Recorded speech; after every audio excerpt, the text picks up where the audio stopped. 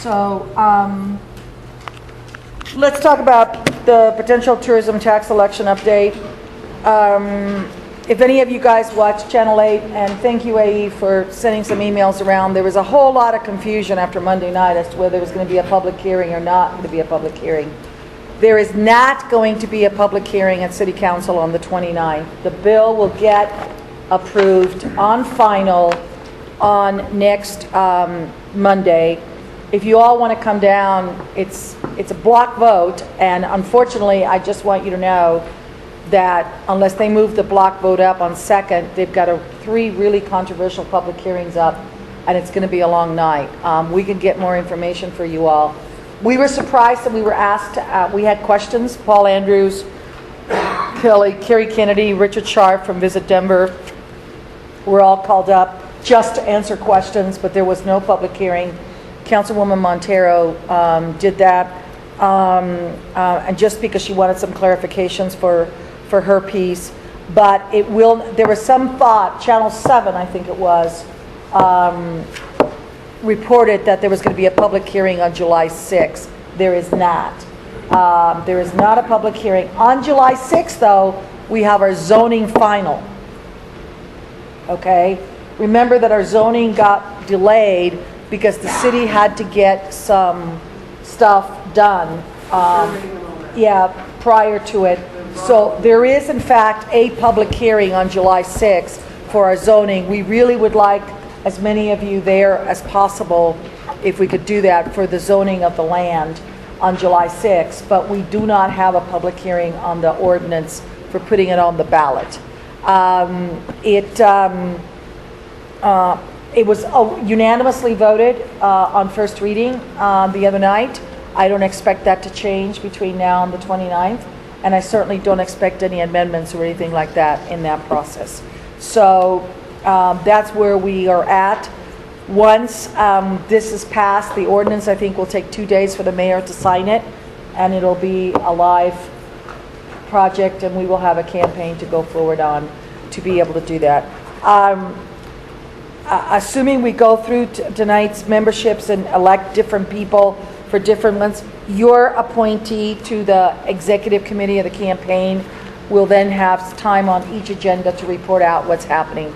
I don't think it's appropriate, because of the fact that we've got a lot of city business to do, that we would use this meeting to do extensive updates unless we literally adjourn the meeting and then have an informal meeting afterwards. I just want to make sure, because there'll be city staff people who will be here and participating, and once this is on the ballot, they can't participate. They can participate on their own time. They can't participate under city time or any responsibility. Are there any questions on that? Bethany's not here yet. Jake, Martin, did Bethany just walk in? No, Jake did. Jake did. Jake Martin, I think, has contacted some of you and is in the process of trying to meet with as many of you as possible. If you could make yourselves available, he just wants to get a sense of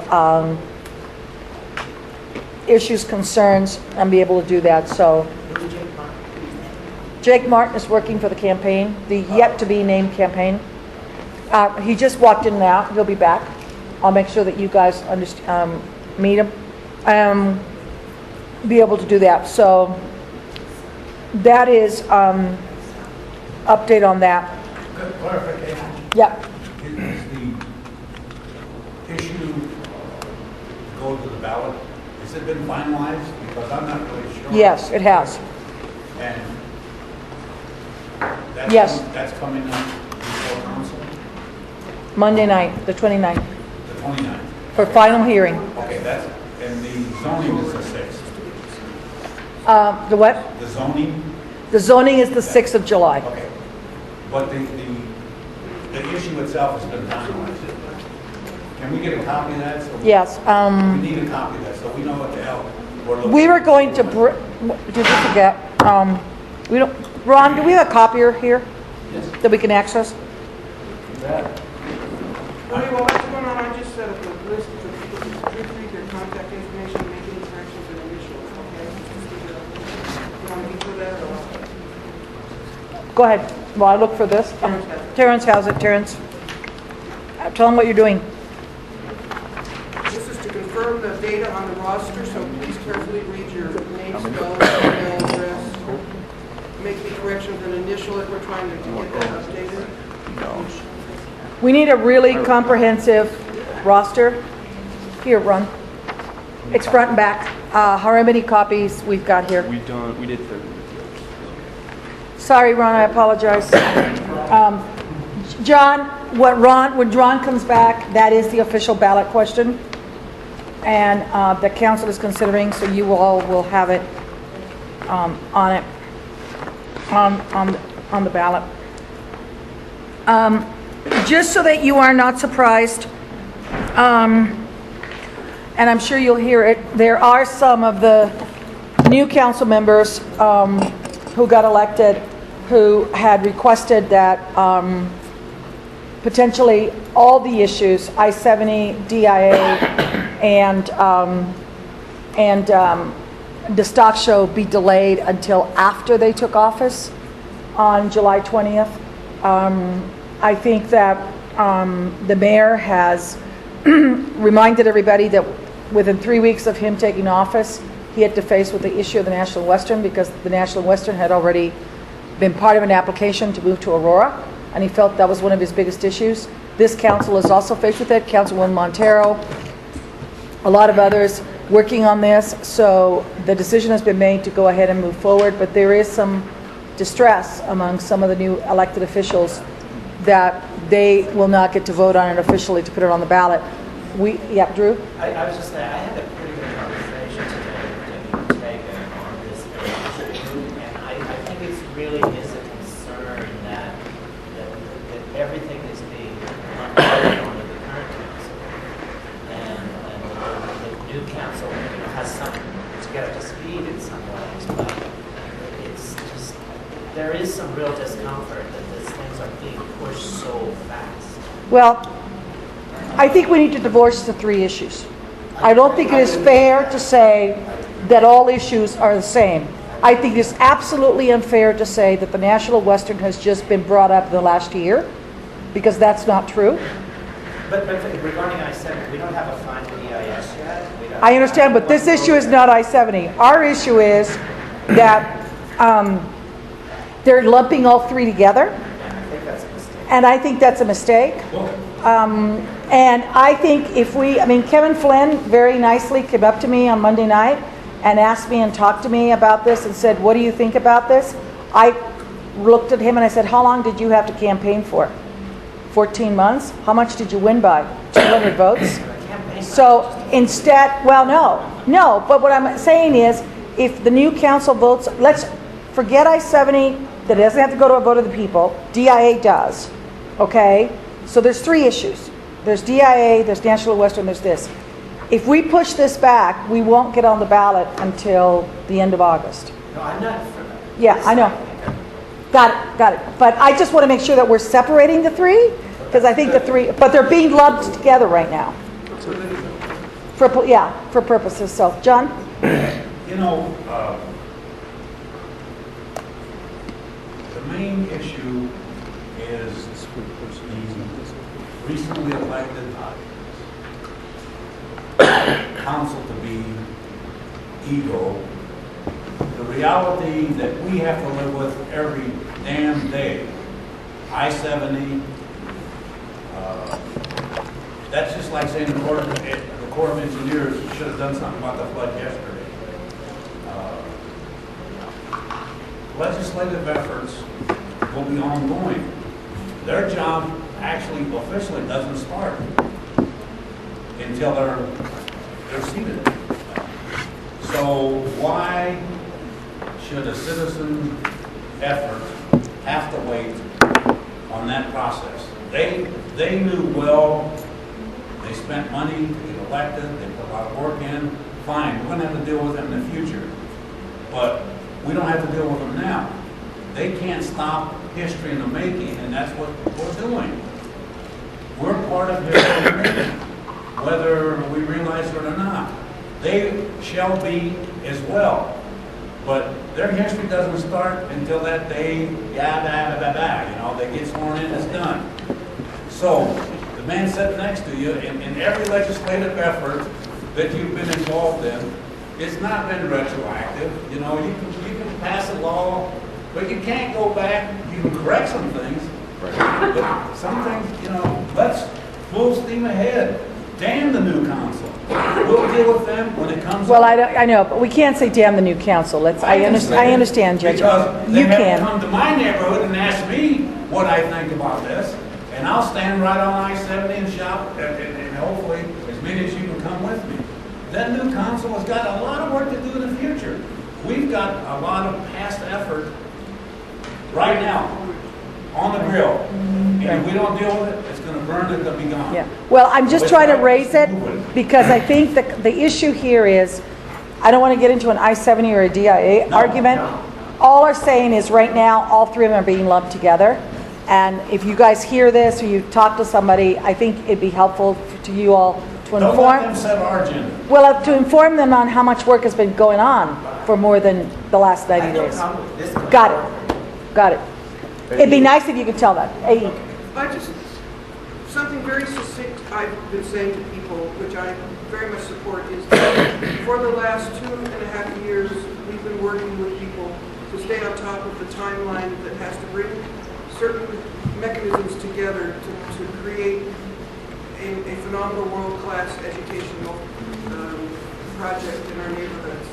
And we have talked about this when we talked about the planning, getting zoning passed, is that we have to create some synchronicity on these things. And that's part of being able to be conversant with people who say these things. So if we could do a summary of great accomplishments somehow to have, put it in the NWCAC newsletter, I would request that be done, and, you know, that could be help us talk about that. Yep, I think that's exactly right. I think a timeline that basically talks about the milestones that were achieved is really important. With even a little bar that shows the percentage of progression toward having all the working parts in place. Right. That's a great idea. It's a lot of work we've done. Yeah, And we're it coming is. up on our anniversary, so it's a good time to do that. That's great. And there's still a lot of flexibility. Flexibility is built within the project, that we're going to have a lot of, the new council's going to have a lot of chance to participate in the creativity. Right. I think it would be good to have city council come to one of our meetings. Say what? Have like an open house, the new city council. We want to have also a tour. We think the new city, we've talked to Albus, and we've talked to Debbie and some of the other ones about having a tour and bringing the new city council here to do that. I think the tour we originally did way back when is a tour we need to do again. He did that. Right, AE did that. Thank you, John. And- I think that we need to repurpose it a little bit, and there's some conversations going on, and there's some map updates, and I really would rather not have CRL approach our city council people and say we want to do a tour. I'd like this group to talk about it, because there's various ways we can do to emphasize the constituencies and bring along I'd like us to strategize that. I just really want us to honor us owning this as a neighborhood. Right. I agree that we have not requested a tour. I'm just telling you that it's been talked about. I also know that the administration, the new council elects are starting to go through orientation before they take office, and I know that that's been talked about. Yeah, it gets a lot of, I just want to make sure we Got it. within the wisdom of this group. Got it. Okay. All right. Now Kelly's here. Are there any other updates we need to know about? Nurse Carrie, nothing from your end. Jocelyn's. Really quick, it was the 25th anniversary of the convention center this month, so hard to believe it's already 25 years old, but as we're talking about keeping it viable and competitive for the next 25 plus years with this ballot initiative, it's really great to look at 25 years of great business at the Just convention look at center. it. You Look probably what all could that stop, should concrete have did. put one of the buses. Huh? That's it. Yeah. All right. Jocelyn's not here.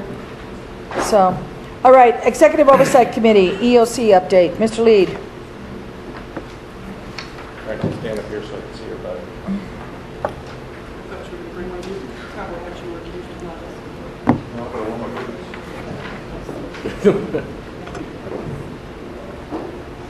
I said it straight. Good. He sent him an Instagram of his coffee. Now Let me do this. some regular stuff. I will hand.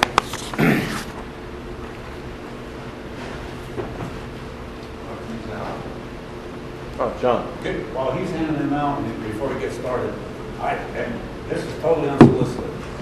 I just just want to say publicly, and I'll say it at a larger group, I really personally feel that we're fortunate to have Kelly Lee working with this neighborhood. He doesn't know, but I talked to other people, and I think some of the ideas he comes up with are just great. And I think we're fortunate to have him work with us and to pick his brain whenever we can. And I think we're very fortunate to have him working with us. So thank you. I really mean that. Thank you very much. Thank you. So, I'm very humbled by that. Thank you. So, Executive Oversight Committee. So again, just for, we got a big crowd here, so I'll be very quick, so I know we have a packed agenda, and then give you an update. So the premise was a structure, an interim governance structure, because there's a lot of things we don't know yet in terms of the final structure. The idea that the mayor and the administration is moving towards is what we call a project authority, based on the, and I can at a future meeting kind of walk you through the work that we did to arrive at that idea. And I think it'd be worth doing that just so you understand the context of how we got to the idea of authority.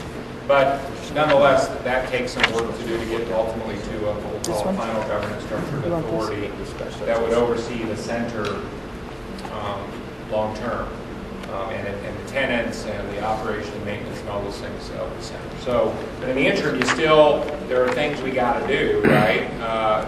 Even while campaign efforts underway, there are discussions that we have to advance, because what we want to be able to do is be in a position where, when we're successful in November, the project can commence. So there's work that needs to be done, right? And what we've said, what the city has said is, look, those decisions can't be made in isolation. The city, it would be easy for the city just to go and manage the project, right? And run stuff through Public Works or run stuff through Parks. But the reality is we're partners with the neighborhoods, we're partners with CSU, we're partners with the National Western. And the goal is to have a structure that respects and begins to formalize that relationship. So the EOC, again, is 9 members. That was determined by the administration. Who fills those spots, with the exception of obviously the neighborhood rep for that specific group, will be determined hopefully tonight, as well as the 2 subcommittees. And each of those 9 members of the EOC are voting members. That includes me as chair. I am a voting member. We will always have an odd number. But what we have said is, to the extent that, and when we bring the community member on, there's a process we went through early on where it's called a finger exercise, where 1 means you're in consensus, 2 you're kind of in support, but there are some things that need to be worked through, you have concerns, and then 3rd is I don't support it, and here's what it would take to get me to support whatever the issue is. So we are going to continue to use that exercise. The distinction here a little bit is, to the extent the group if we can't decide, then ultimately a recommendation will be made to the mayor for the mayor to decide. And the mayor gave me pretty clear instructions. He said, I don't expect to see many things that you all can't decide. Right? Because quite frankly, between now and November, there are some things certainly we've got to work through. I'm going to walk you through a few of those relative to the minutes here, or to the agendas. But there's just things we got to keep coordinated on, so that everybody is informed, right, as to the progress of the project. Okay? So, let me talk a little bit, so in your packet here, the back couple pages are just a draft description of, again, and you've seen, aspects of this, but each of the components. And then the agenda, we have had 2 EOC meetings, one on May 21st and one on the 18th. The first meeting was really just getting organized again, because the group, the National Western, the city, and CSU had not been in the same room since March, since we finished the master plan. So as much, and I'm happy to walk through. I will forward the minutes. I'll get those to Roger so that we can push the approved minutes out from the first. They're also public meetings. Yeah, they're public. Yeah, they're also public meetings, right? So Anyone's welcome to come. If the room, if in a perfect world, we're having folks from this group and others come and listen in. We want to be very transparent about the process we're going through. So I'll get the minutes to Roger, and we'll get those pushed out so you guys can look at them. But the highlights of the first meeting on the 18th were just, again, kind of talking through the EOC and the subcommittees, kind of talking about how materials would be generated, how agendas would be pushed out, that kind of stuff. Then Eric Chaffron, and many of you have met Eric, he's our portfolio manager for the National Western, kind of talked about the critical path, and you guys got a copy a couple meetings ago of the critical path items, land acquisition, site remediation, rail consolidation, those things.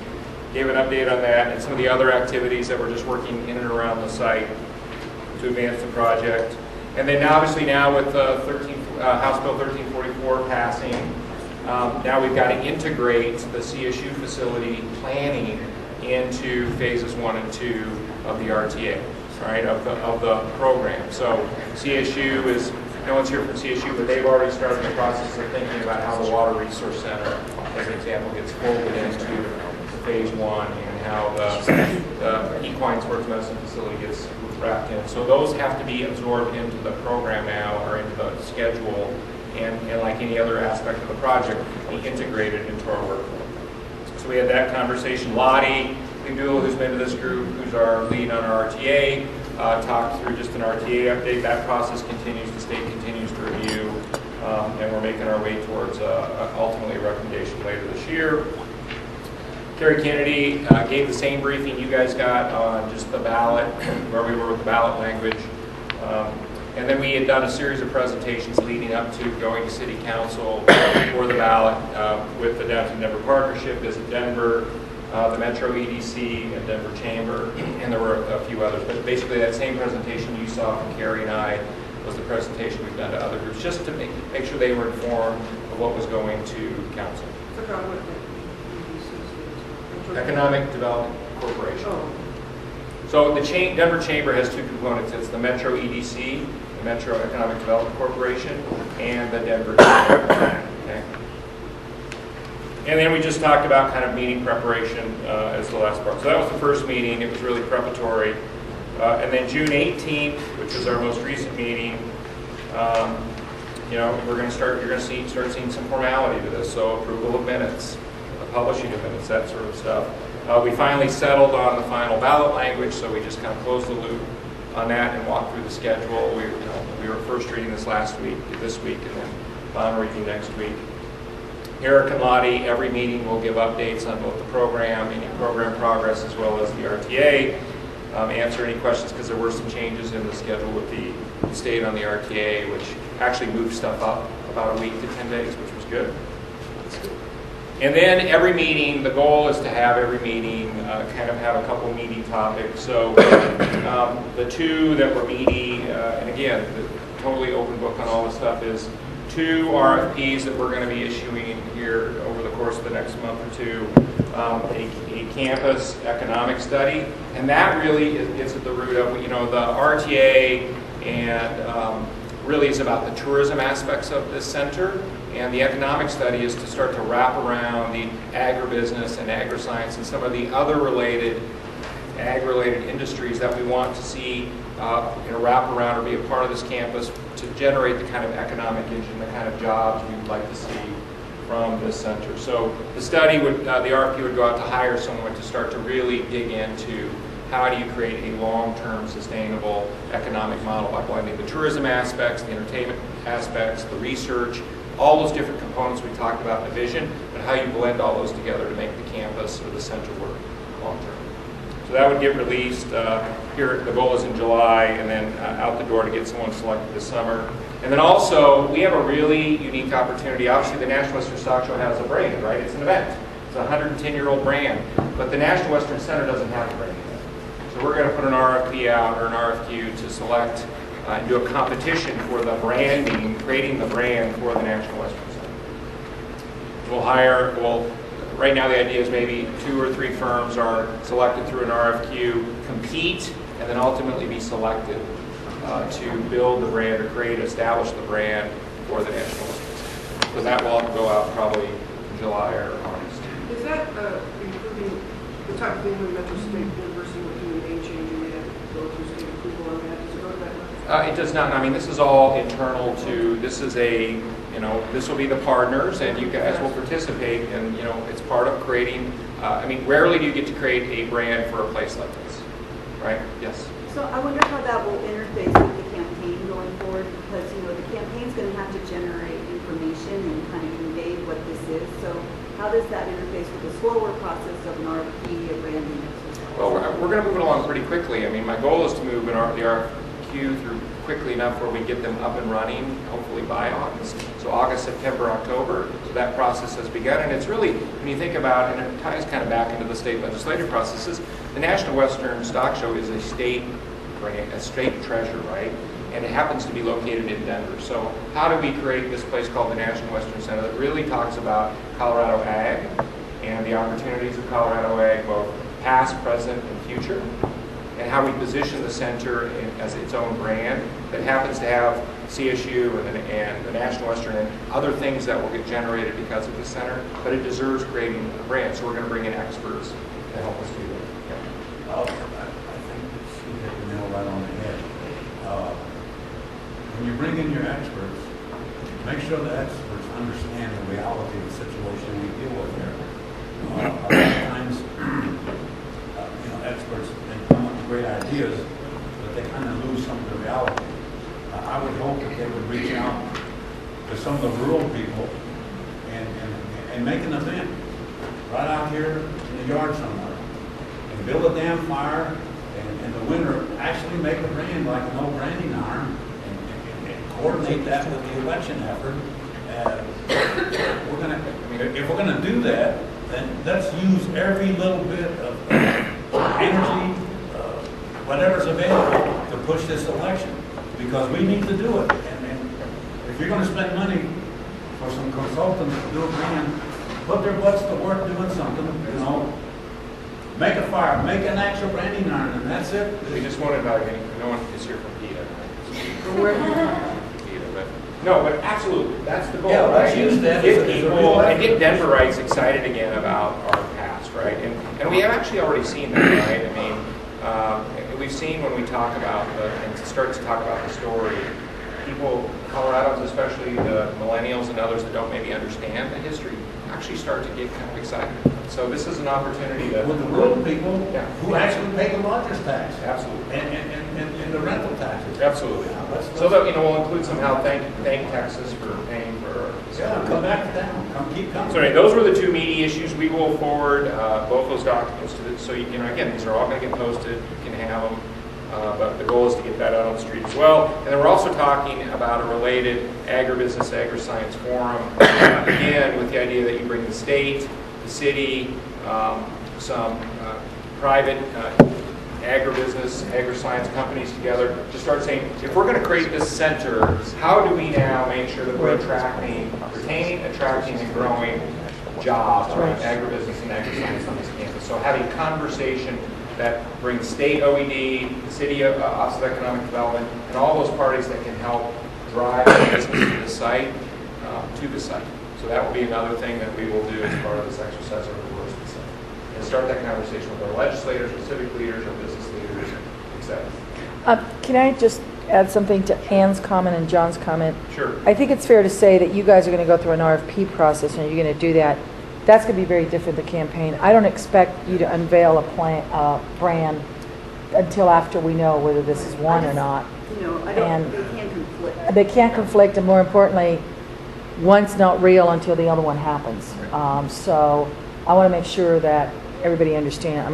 That we're on the same. We have to be careful because I can't look like we're Right. going to go through a process that gets it started, starts those conversations that certainly will get people hopefully excited about the potential. But the conclusion is, after someone's selected and then when we're successful in November, then that group stays with us for, let's say, an entire 12-month period to really establish the brand, right? So that the center becomes real. Right. All right. So that in a nutshell were the two meetings. Again, I'll provide meeting minutes. The first set were adopted. We'll get those to Roger. Once the next set gets adopted, we'll forward those. we kind of are organized now, and so with adding now the community representative, we can hit the ground running and move this thing along. So that's the EOC, and then obviously I'm happy to answer any questions about the event program advisory committee, subcommittee, as well as the CFAS, which is the capital funding alignment subcommittee. Yes? I just want to throw on the table now for not, because I don't know when it's appropriate, but it's simple. I would request that the next EOC committee be a convening of all the subcommittees. That somehow there be a general conversation about the entire process so that everybody is on the same page and that we revisit, if there are concerns about how it's structured, we revisit that. And I don't know any, but I would request it not be held down town. So I'm just putting that on the table as if we can somehow, once this is all over, and I don't know what we can really talk about it, there's a lot on the agenda. Okay. Always happy to talk about it. I mean, the full membership of all the committees won't be set, so at a minimum, we can certainly have the chairs. Because right now, because we want to make sure we're thoughtful about a full representation on both the capital funding alignment committee as well as the event programming committee, which actually could end up being a fairly large group, is that we're thoughtful about that, and that's not going to just happen overnight. You're talking about expanding the subcommittee. No, there's no expansion. I mean, the number of members that are participating, because the EOC is a standalone body. There are separate subcommittees chaired by, so in the case of the event programming committee, it's George Sparks and Ed Nichols. District Colorado, Museum of Nature, those two are going to chair that event programming committee. There will be a chair for the capital alignment committee. There will be different members that are made up that work with those respective bodies. So the capital alignment group is a lot more technical in nature, so there will be a fair amount of city staff, bond counsel, others that it's all about aligning the money, right, so that we can deliver the project. The event programming, I expect a rigorous conversation about the arts, about entertainment, new partners, different kinds of partners, and that group could grow to be pretty large. Maybe that group is even broken down. Maybe there's just an arts group, right, that goes off and really thinks about creating the greatest art program that's integrated into the campus. I don't know yet, but that will be what those committees start to do. Yes, Kelly, how does the agenda get set on these EOC meetings? Is that who is it you and the chair. The chair sets it? Yeah. And based on milestones. And is there an opportunity to raise issues at EOC meetings, or, we're looking at an agenda and, I'm trying to understand. Yeah, I mean, sure. I mean, I think we want to create them, we have a set time, right? We want to be respectful of people's time, but certainly if either we can talk about, as we set the agendas, and usually there's a fair amount of work that goes into getting you ready for the meetings, but getting those agendas set and then providing this group an opportunity or your representatives to give us agenda topics. And, obviously I want them to be relevant to the goals that we're trying to achieve or milestones we're trying to achieve over the course of each month. But certainly I'm very open. And when you talk about these other committees, does that input come to you or? Correct. So the idea is the event program advisory subcommittee and capital finance, at each EOC will report out and provide, if to the extent that recommendations are required, they'll do that. To the extent they want to bring something back to the EOC to talk about, the structure is those two subcommittees report into the EOC. And there's a lag, actually. We probably at this point will not start either of the subcommittees till August, so that we have time to make sure that we have the right members on each of those subcommittees. Any other questions? Okay, thanks. Well, don't go too far. Okay. The only other thing, we already covered the potential, Kelly, while we're waiting for you, we talked about Sorry, number traffic 4, as well. except that I want to make sure that everybody understands that Bethany Gravel is here. Jake Martin, some of you have met with already. Bethany, is there anything I just went through where we are in the process in terms of council, clarified the fact that there's no public hearing on Monday night, but it is on final on Monday night. And that our zoning meeting's on July 6th. Is there anything else? I just want to say I'm really happy to be a part of this project, and please, if there's anything I can do to be helpful to you guys, I'm really impressed with all the work that you've already done. to introduce Chuck too. We need to introduce Chuck. I'm sorry, A. I just didn't hear the name and Bethany. Oh, Bethany Gravel. With NWCAC. She is with the yet-to-be-named campaign committee. Yet to be established. Yet to be established, well, yeah, yet to be established. Legally yet to be established, but we're in the Just to process. be clear. Yes. There's a campaign committee that is not. Not in existence Yeah, yet. go ahead. We have a new permanent guest who will be joining us representing Councilman Brooks's office. We'll be alternating. You and the councilman? Okay. So She'll be- sometimes he'll be here, sometimes I'll be here. Yeah, but you'll still be here with us on a regular Always basis. spirit. I'll always be here. Chai Montoya. I'll be working in global area sponsors so we can take on the new district. Chai Montoya. It's I'm Councilman pronounced- Brooks' chief of It's staff. pronounced like a drink, Just like chai but tea? it's spelled CHY. Oh yeah, I'll definitely be working with Global Area Swansea as soon as our new district goes into effect on July 20th. So, And Chai's a wonderful person. I've known her for like, a long time. we were like babies and pacifiers. We'd go hang out. I've been working Okay, that's with way too much information. Yeah, let's just stop there, Tim. Yeah, it's way too much That information. was not Okay. TMI. Thanks, Terrence. All right, so let's go to NDCC updates and discussions. Mr. Nally's not with us tonight, but Kelly and Eric, it's your show, so can we go through this? Oh, give me a break for a minute. Eric. Sorry. So this is actually pretty quick. So we are launching, I've talked about it ad nauseum, we're launching a parking study for National Western. And to take advantage of a funding opportunity, we've broken the parking study up into two pieces.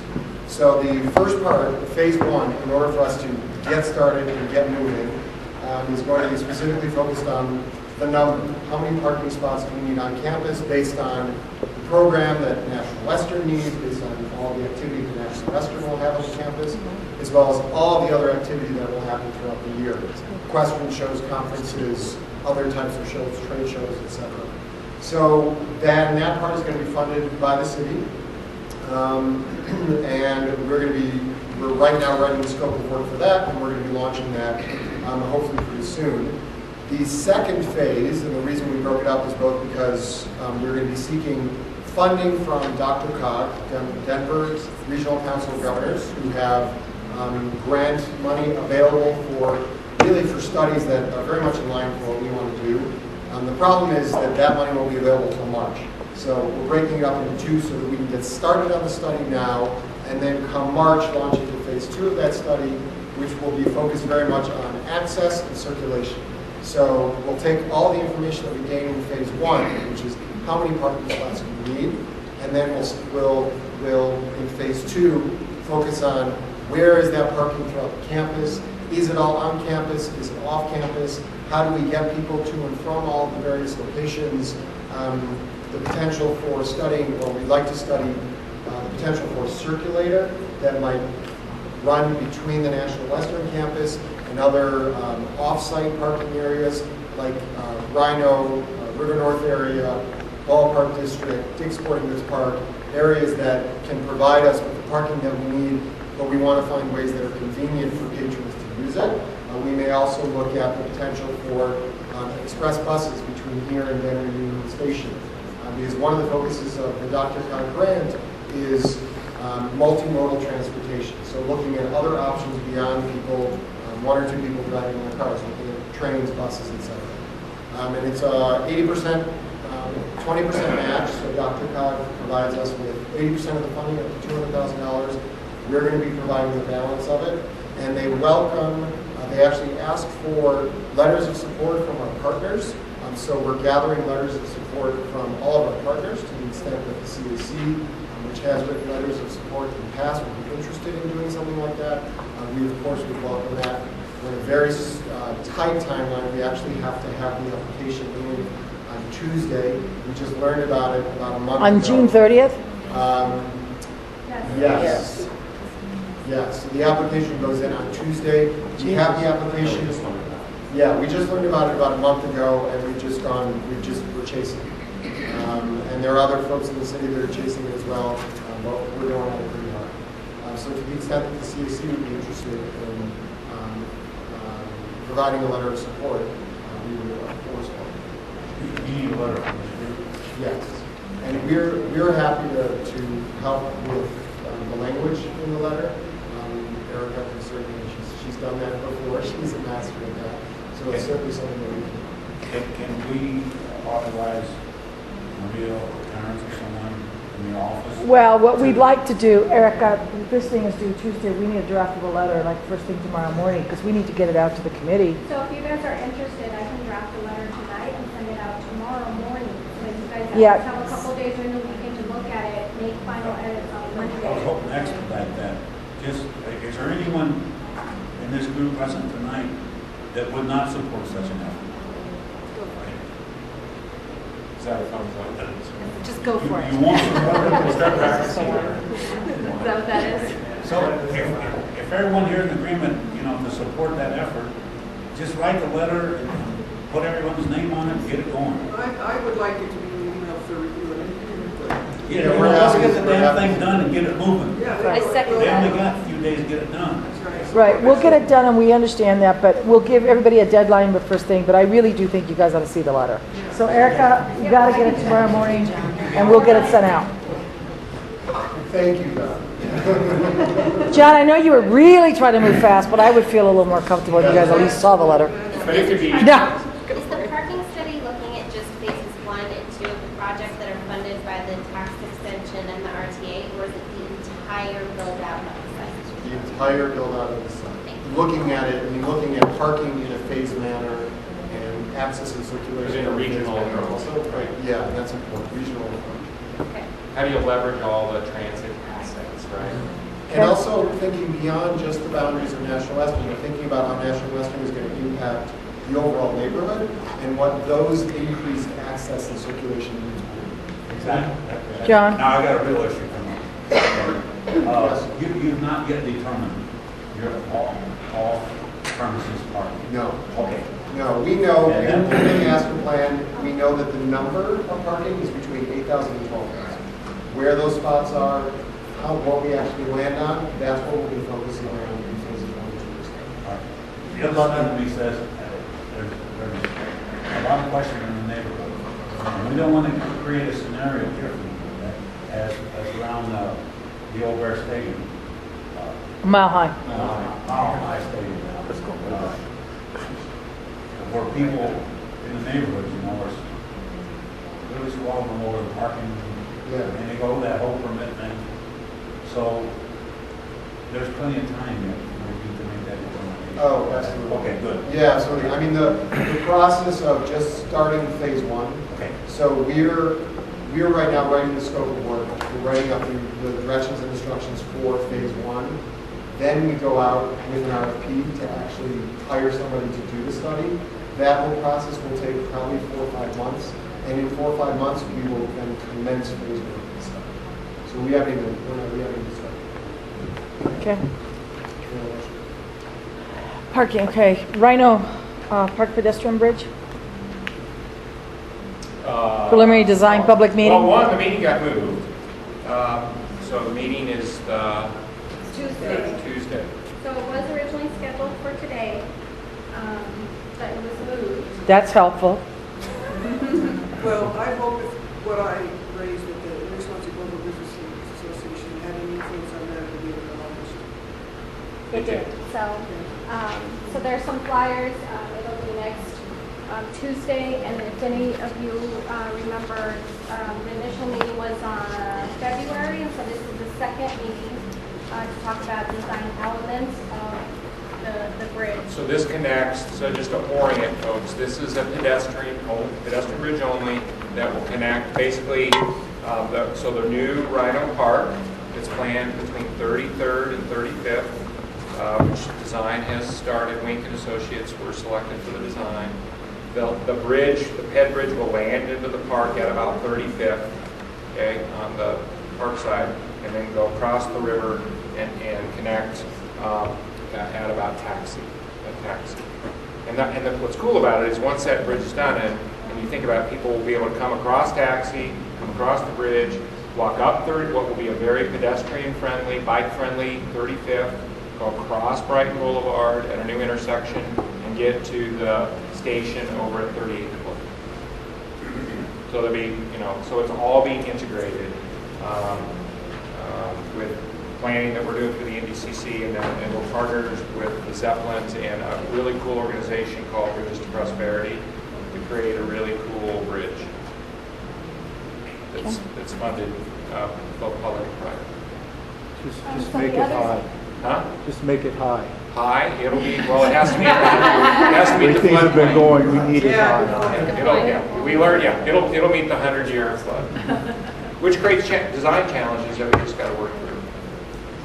So Excited about it. The other public meeting as well, it was just confirmed today, will be for the Brighton Boulevard, what's considered obviously the national western portion of Brighton 44th to Race Court. 44th to Race Court. There'll be a public meeting on July, skipping my mind. 8th, is it?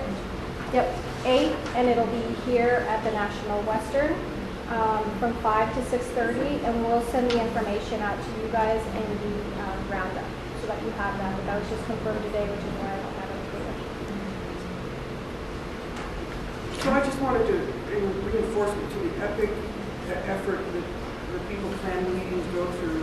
I just want to clarify why I said I hope that what I said was acknowledged. We don't have a central clearinghouse to help all of us work together on meeting dates. And I really feel like somehow we can help each other with this. So occasionally there's this potential heartbreak when you want to be at 2 meetings and they really do have a relationship, especially if we're within the neighborhoods where, a lot of people are trying to fit these things together. So I just would like to ask anybody in this body that has the wherewithal to, if you could get some kind of an interactive master planning, further out we can plan things. There's a lot of folks that have to set their schedules 2 months ahead and can't change. And that's something that I don't think we factor in a whole lot. And I realize we have to do spontaneous meetings too. So none of this is a criticism. It's just kind of, this is very overwhelming. Is there any way we can elevate the clearinghouse Well, like the this? roundup, the roundup usually says what's up. But we don't, unless you're, Within certain parameters, sure. We're talking about, there's a lot more. yeah, but for example, not everybody gets the roundup, and if you don't know about the roundup, first of all, I think we ought to pass a city ordinance that you can't meet on the last Thursday of the month, unless we approve it, right? Second. Yeah. This is to help the planners too. I don't know how. So I there think is actually a clearinghouse that we do internally, just so you all know, because there is so much, and I try to keep as much information on there, not just related to the city, but related to some of the events that our nonprofits are doing. I always like to put that stuff on there so that we as staff are aware of the things that are happening. This was actually last week. Today was actually the first time that it had happened. It was really more so on the, we were trying to find a date with the project team to be able to do it, and it just so happened that this was it. And obviously, we worked to change that for Tuesday. But yeah, there is definitely communication between the internal staff. Drew, we'll try to continue doing what we're doing, but we're not in some of those meetings that she's at. And Right. I think there was one meeting we did change, that somebody had to change something, I can't remember. we staggered one. We staggered one started later. Yeah, whatever, and then, It was a general observation. Right, no. We're all doing this we can. And so- stuff Yeah. that we can control, then we'll change like tonight, right? Those are things that we can control. But when it's another organization that doesn't at all call and say, hey, do you happen to have anything on this day? It's really hard for us to say, like, you should change that because you've got it. That's on them. So it's on them, and so we try to be really careful about that. But Okay. good point. We really do try to make sure that we give people as much notice as we can, and that it doesn't overlap. anything else? Okay, Kelly.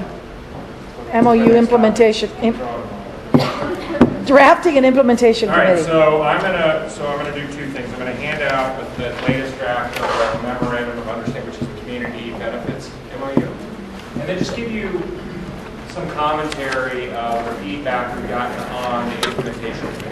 And I want to do that by, I really, really appreciate Vern and Mickey and a variety of other folks that have pushed us to create a structure by which we can make sure, both neighborhoods, along with the National Western, move along in a way that is both our desire, but also your desire, right? There's a shared goal of moving those things forward. So I threw out, as many of you know, I threw out this idea of an implementation committee for one for Global, one for Larry Swan. So you got feedback, we modified. I'm not providing that document because, quite frankly, the feedback I've gotten has been, and you know, and I won't say from them, but enough people that have said there's some real anxiety about empowering, and I'm going to use that word, empowering 7 or 9 or 11 people to make decisions for the neighborhood, right?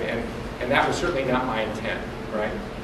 My intent was that we create a structure by which there's accountability in the neighborhoods, back to the city, or the nonprofits, however that all shapes up. So what I'm going to throw out a different idea on that doesn't change. I'm still committed to doing the MOU because I think that's a really important.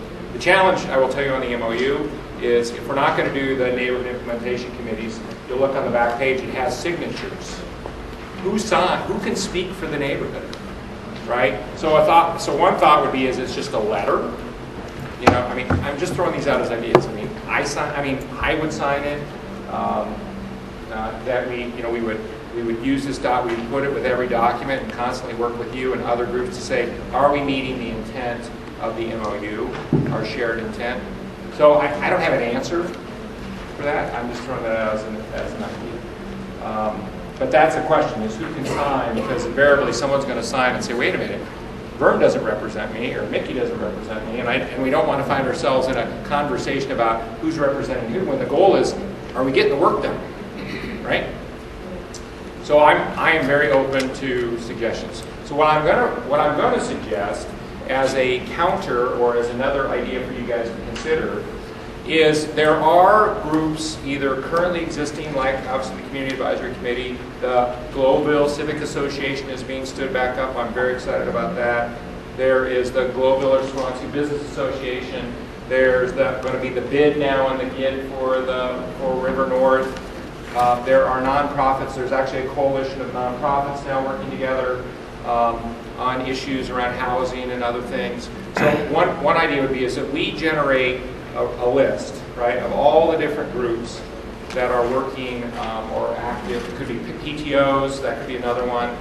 Put those on a list, and that we actually build a schedule that has the NDCC going to all the different groups over the course of a period of time to get feedback on budget development, prioritization for projects, etc. And then we, through the NDCC, share that collectively as that information is brought to bear by the different groups. We give the groups something to react to, right?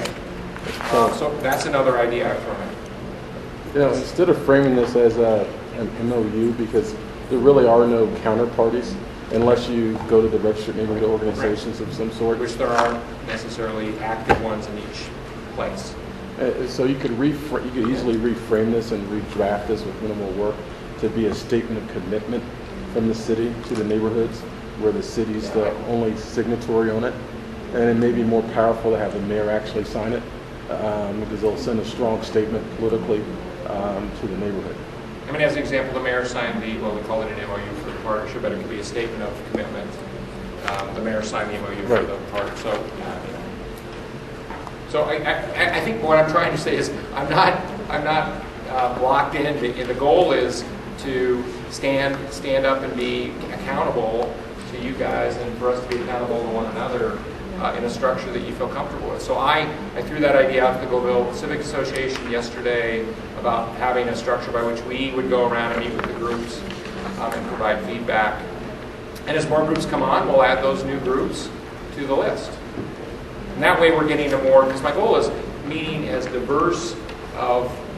many diverse groups as we can, so that we are getting a true inclination from the communities, right, as to what their interests are. And what I think we will find when we think about the neighborhood plans is that we'll find some commonalities in the desires. Now, the prioritization may be a little different, but quite frankly, that's a conversation we can manage. But if we present something to you and we show that it's coming from the respective neighborhood plans, and we show a path forward to get that work done, whether it's Washington Street or bus bus stops, with benches and covers, or whatever it happens to be, that you have a mechanism by which you can track that work, hold us accountable, or whoever's going to be the lead accountable.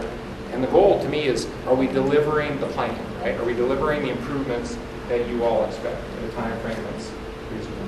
Yes, Jim? I think it's a good idea, but in my experience, in dealing with neighborhood issues, I think there has to be a continued effort to sustain that ongoing. And somewhere along the line, the issue of money is going to come up. The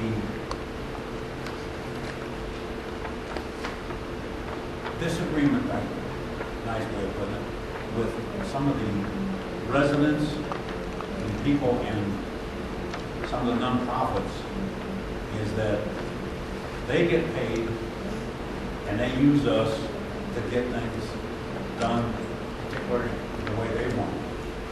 And I know that's not true, but if some people think that way, it's true to them. And somewhere along the line, we got to bridge that gap for continued communications, whether you get paid or not. I think there's a lot of people involved in neighborhood stuff because of their sheer interest in their community, in our community. And there's other people whose interest goes only as far as their paychecks. They're in our community and they're doing a great job, and sooner or later they're gone. And for the last 50 years, that's been one of the issues that you may not hear of, because there's a lot of people out there, they're not as brash as I am in talking about some of these issues. But those are the big issues in the communities. And somehow we got to figure a way to bridge that so that we have honest, straightforward communication coming from the people, raw information. Even the churches in the neighborhood, they want to put their blessing on what's said and done and come out of it. And it's an ongoing problem. We got to bridge that gap somehow. I don't know. I think what you're doing is a good start and it's certainly a good effort. But somewhere along the line, we got to. Well, John, I have to agree with you on that, but then on the other side of it too, I think, isn't that what the whole Globeville, neighborhood plan is about? Wasn't that developed through the input of the neighborhood and everything that's going on with that? And then to take that a step forward, isn't that, to quote someone, isn't that the Bible that we go by? What your religion is. Depending on what religion you want to do. But that's what we go by to do that, because that was the input of the community of everything that needs to take place. And then I would say then it would be our job to make sure that they stick to that and push that forward and don't let that fade away. I agree with you, but I don't think we should stick to it. Where it needs to be mended, we need to fix it. And I think I hear some people say, well, all the effort we did to get people to come to the meetings. And a lot of people didn't come. And it came down just a few people that ultimately made that decision. You and I were part of that. So we did go forward with what we had to do. But I hear a lot of people say, well, you know what? I don't think that's such a great idea. Well, then let's do something about it, is what I tell them. It's an open discussion, and the plan, to me, it's not perfect. And there's a lot of, I think there's some basic flaws in it. But it's a plan. After 50 years, we finally have a plan. So let's move forward, and where we have some discern or some real problems that have to be fixed as we go along. And I think that's.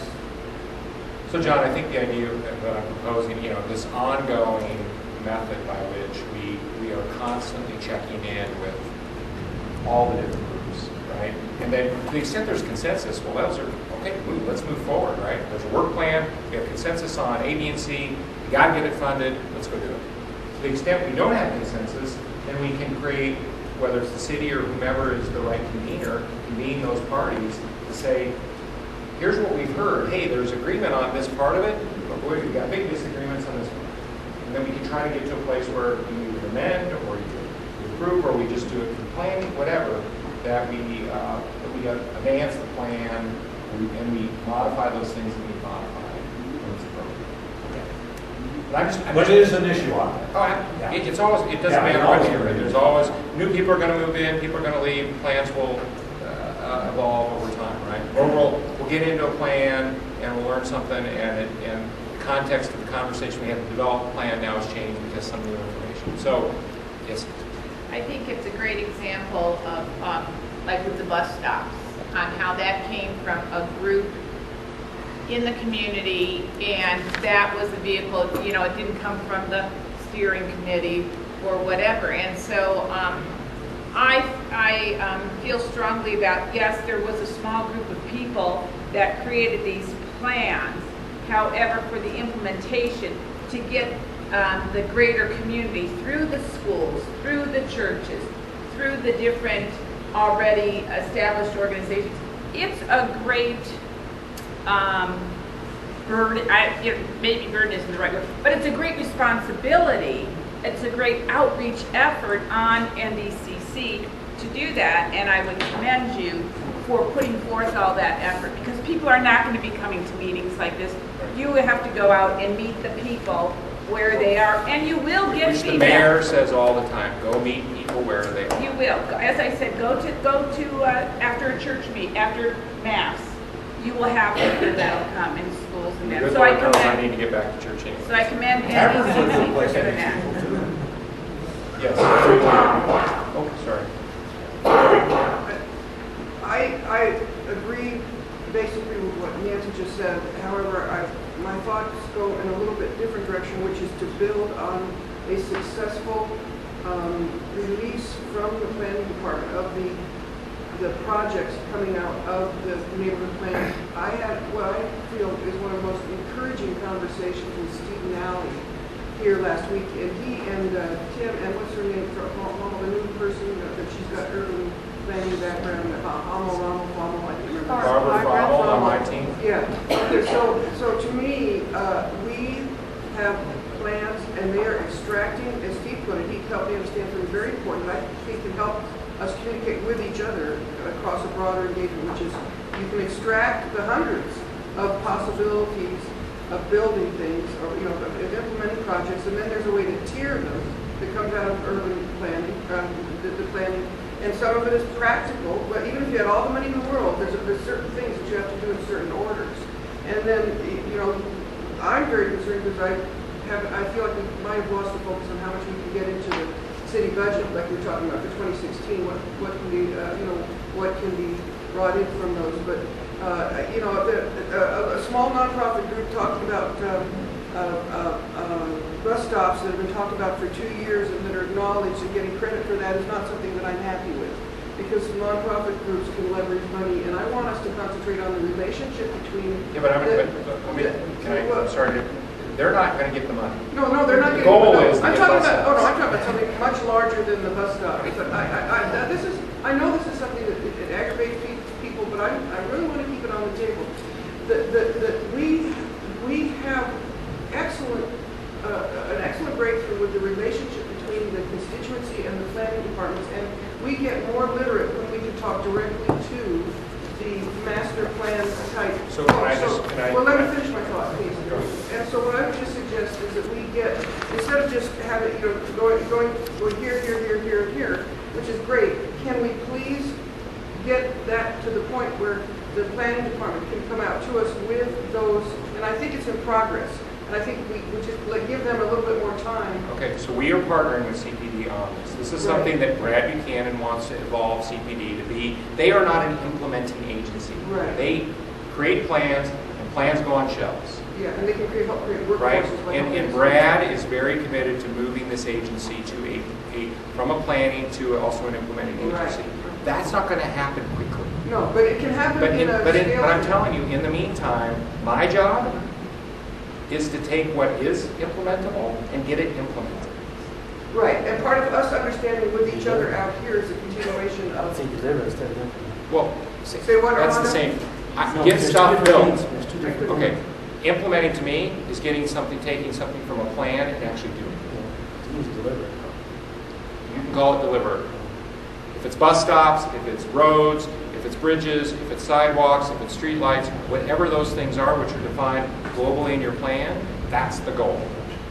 And that's what I'm going to focus on. Yeah, the sequencing is something that I feel is made much more accessible to us by how the neighborhood planners are extracting this. I think we've got some. I don't disagree. So that's- I So, totally get that. here's what I would ask of you is, one, think about what Terrence said relative to the converting the MOU to a statement of Commitment. commitment. That's one. Same language, just statement of commitment.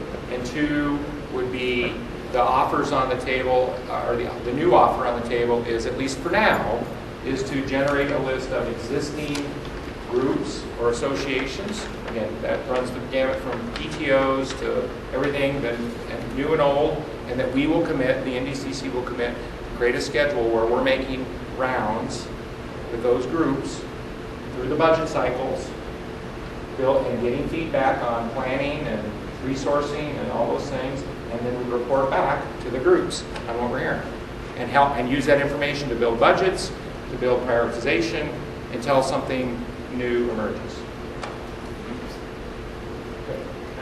Sure. So, Kelly, you refer to a neighborhood activation document attached here to as Exhibit A. That's not, we don't have that. No, that was the NICs. That was the Neighborhood Implementation Committee documents, one for Global, that describe that. Have you seen that? Yeah, you've seen those, and I got feedback. Okay. That was, So you that's actually still a heard. work in progress. No, what I'm saying is, based on what I've heard from you and others, that is not something people are comfortable with. So. So they need some work. Will be taken out of I'm the- sorry? So the reference to them will be taken out. That would be, so that would be, yes, if you accept my offer to go do this other approach, then we would probably insert language that talks about our commitment to meet with existing organizations or register, whatever, we'll use the right language. We would generate, maybe there's a list that gets attached to this as a starting point and can get updated, but that's the commitment. So the structure has yet to be worked out. Right, because what I've heard basically is people are not comfortable with the NICs. So I'm scrapping the idea of the neighborhood implementation based on what I've heard. Still get to the same result, but in a different way.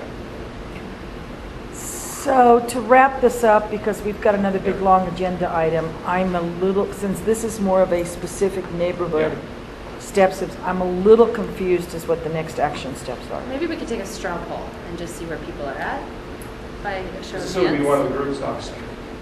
Drew, I'm looking at you because I know you wrote a very articulate email. My suggestion was just because I think there are a couple ideas floating around, and maybe just see where people are at to see, do people want to go with the implementation committee? Do they want to go with a commitment letter? Do they want to go with a newly proposed meeting with a variety of groups? To me, those are the three options that at least I'm hearing on the table. Does that resonate? No. Okay. Well, I did make some comments about the implementation committee. I was trying to be constructive and helpful. But the big thing I think I was concerned about is sort of nonprofit groups kind of taking away from actual residents, you know, how they're chosen, and they have their own agendas and budgets and stuff. That was kind of a concern. So I think the structure of it, we have to work out. You know, how. That's what I'm saying. I think we've talked about three different structures. Well, the letter, the memorandum stands alone, right? Whatever structure you pick will get rolled into that statement of commitment, right? Because that's a larger framing document. Say, here's, whereas, right, if you read it, all the different things that are going on and our commitment to make sure you're involved in getting resources, that you're involved in a decision-making process, all the things that Vern and others have kind of provided feedback to me on. That was our interpretation of what we got. We're committed to that regardless. And it's from every conversation I've had, people are generally like the idea of I'll call it the statement of commitment. And the big standing issue was, how do we get it? Who signs? So the goal was to use the neighborhood implementation committees to sign it. Well, if those don't exist, then it's just a letter, what we're proposing, a letter now, I guess, from the mayor or from me. Sounds like the mayor, I'll talk to the mayor about it. And then we would work this other process with existing groups so that we're hearing from a more diverse body. I just want to say, I like the idea of a statement of commitment myself personally. I feel like it's something I can get my handle on, get a handle on. I want to say on behalf, but I do also want to add my voice to the caution regarding egalitarian distribution of briefing and access. The United Community Action Network is a 501c3 nonprofit organization which did a phenomenal job bringing together the partners of the NWCAC for this cleanup day, the Denver days. We've got all kinds of great stuff going, and we are not ever included in the nonprofit solicitations to put these groups together. So I'm proposing you would be. Okay, but I know that the simple response is to put that solution in place, but we cannot be blind to the institutional nonprofit culture that we have to have conversations about. And please, I'm doing this because there are pressures within the neighborhoods we have to understand together to talk about. So we can do that. I don't want it to be a contentious thing, but we need to talk about that. So, So what would you like me to do with it? Because we are going to. I would like I personally would love for the extraction that our planning staff is doing in the direction of sequence of tiered projects to be a general. I'd like to know that everybody is getting the same briefing in all these groups with some kind of centralized presentation that goes to, that we know what But we're. CPD is not the only body that does that. That's fine. You bring them all to me. Enrich it with the myriad of. But I really feel like we've got these plans that we can tier implementation. Let me throw this out.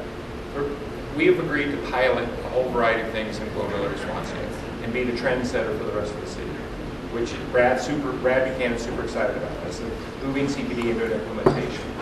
Everybody's ready to start.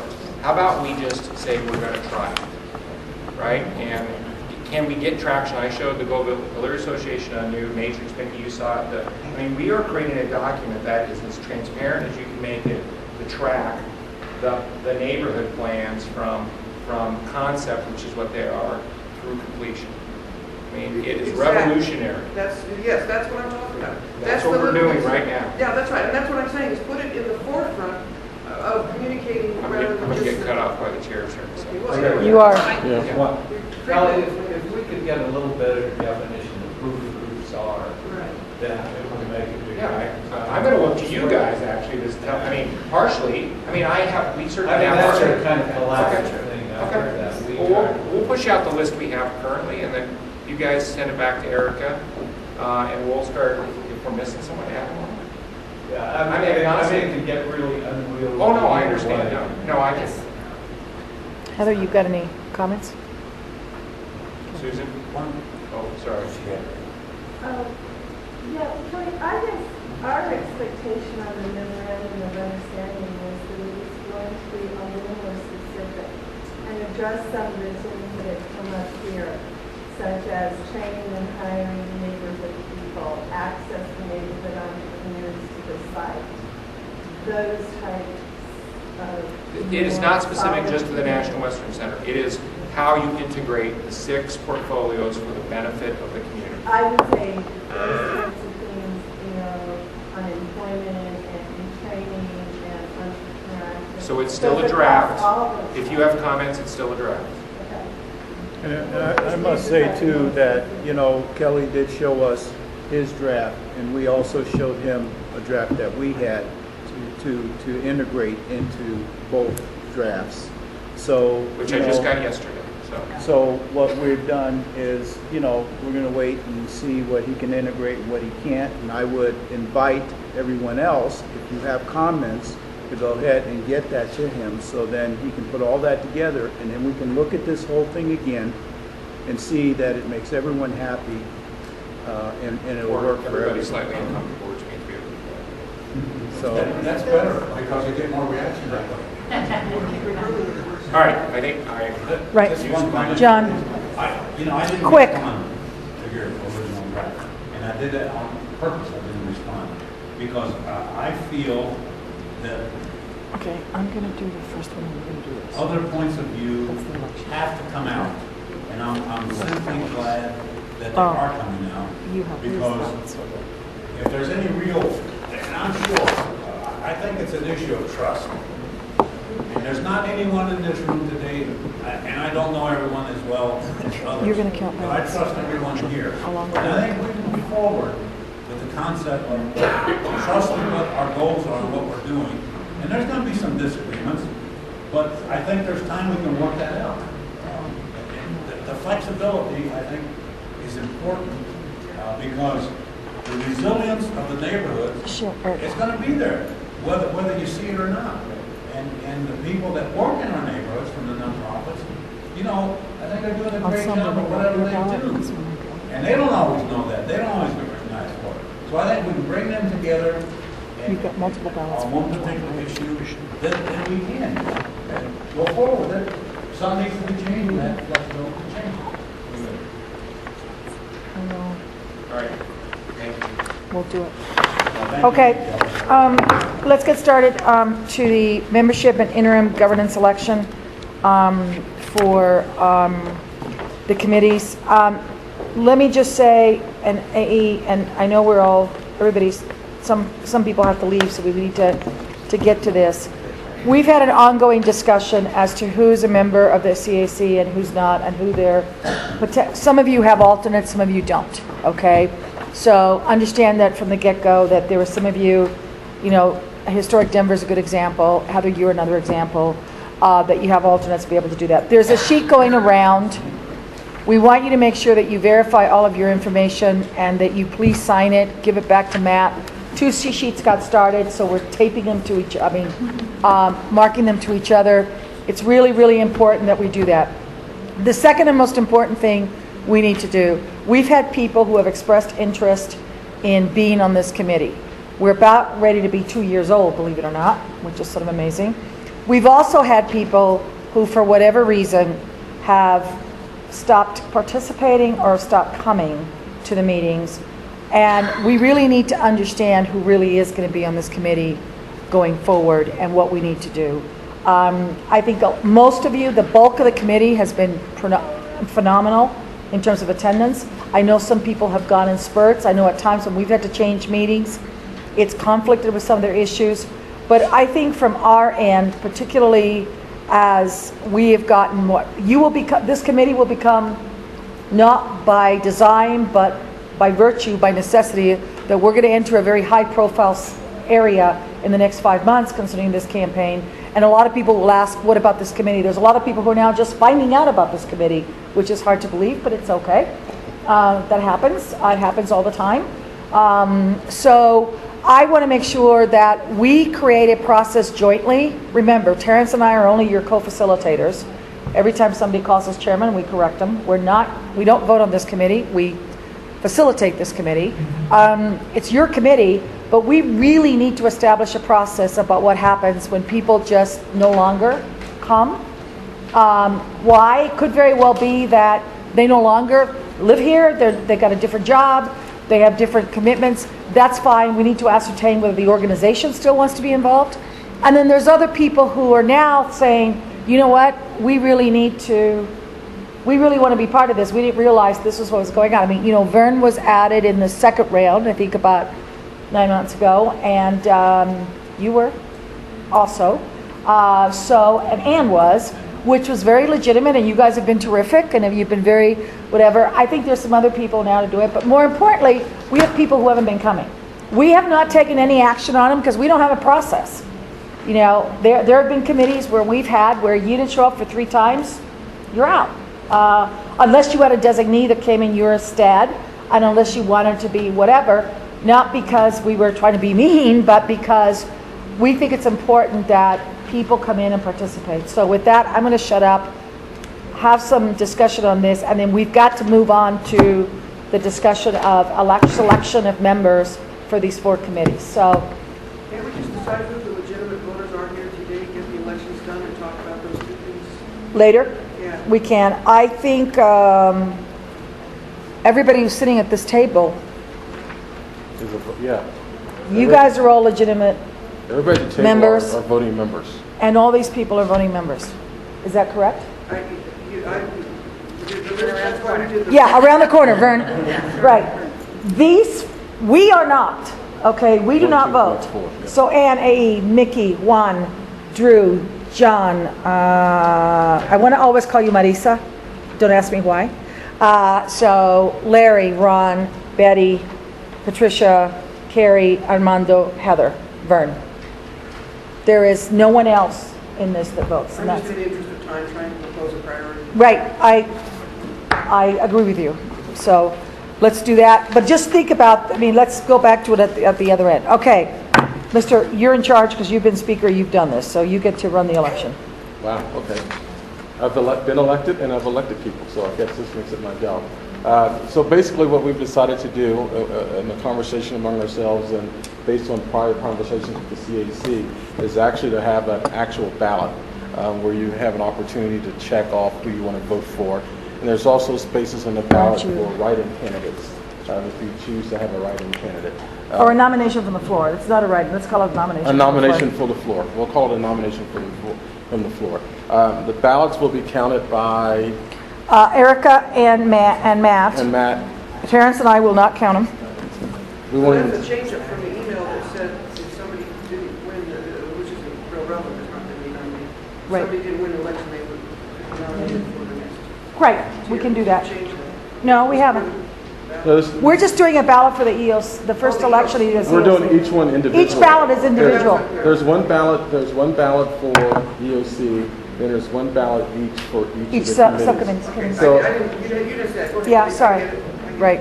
so it's still, Flossie? Before you get to the EOC, like the comment you made before about just the NWCAC, how is, and you were kind of alluding that there's not a process, but for those organizations and residents who would be interested in participating, how do they request to? Let's talk about that before the election because we've got some people who need to leave. Okay. got it. Okay? And that's the problem. We're trying to get this going.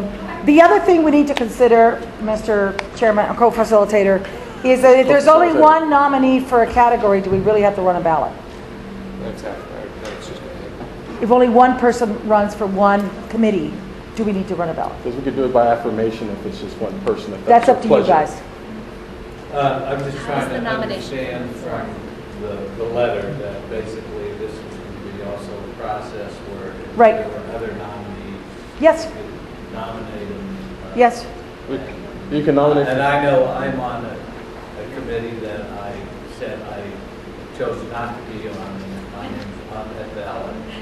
It's not. It's not. It's not. We got your email in time, so it is not.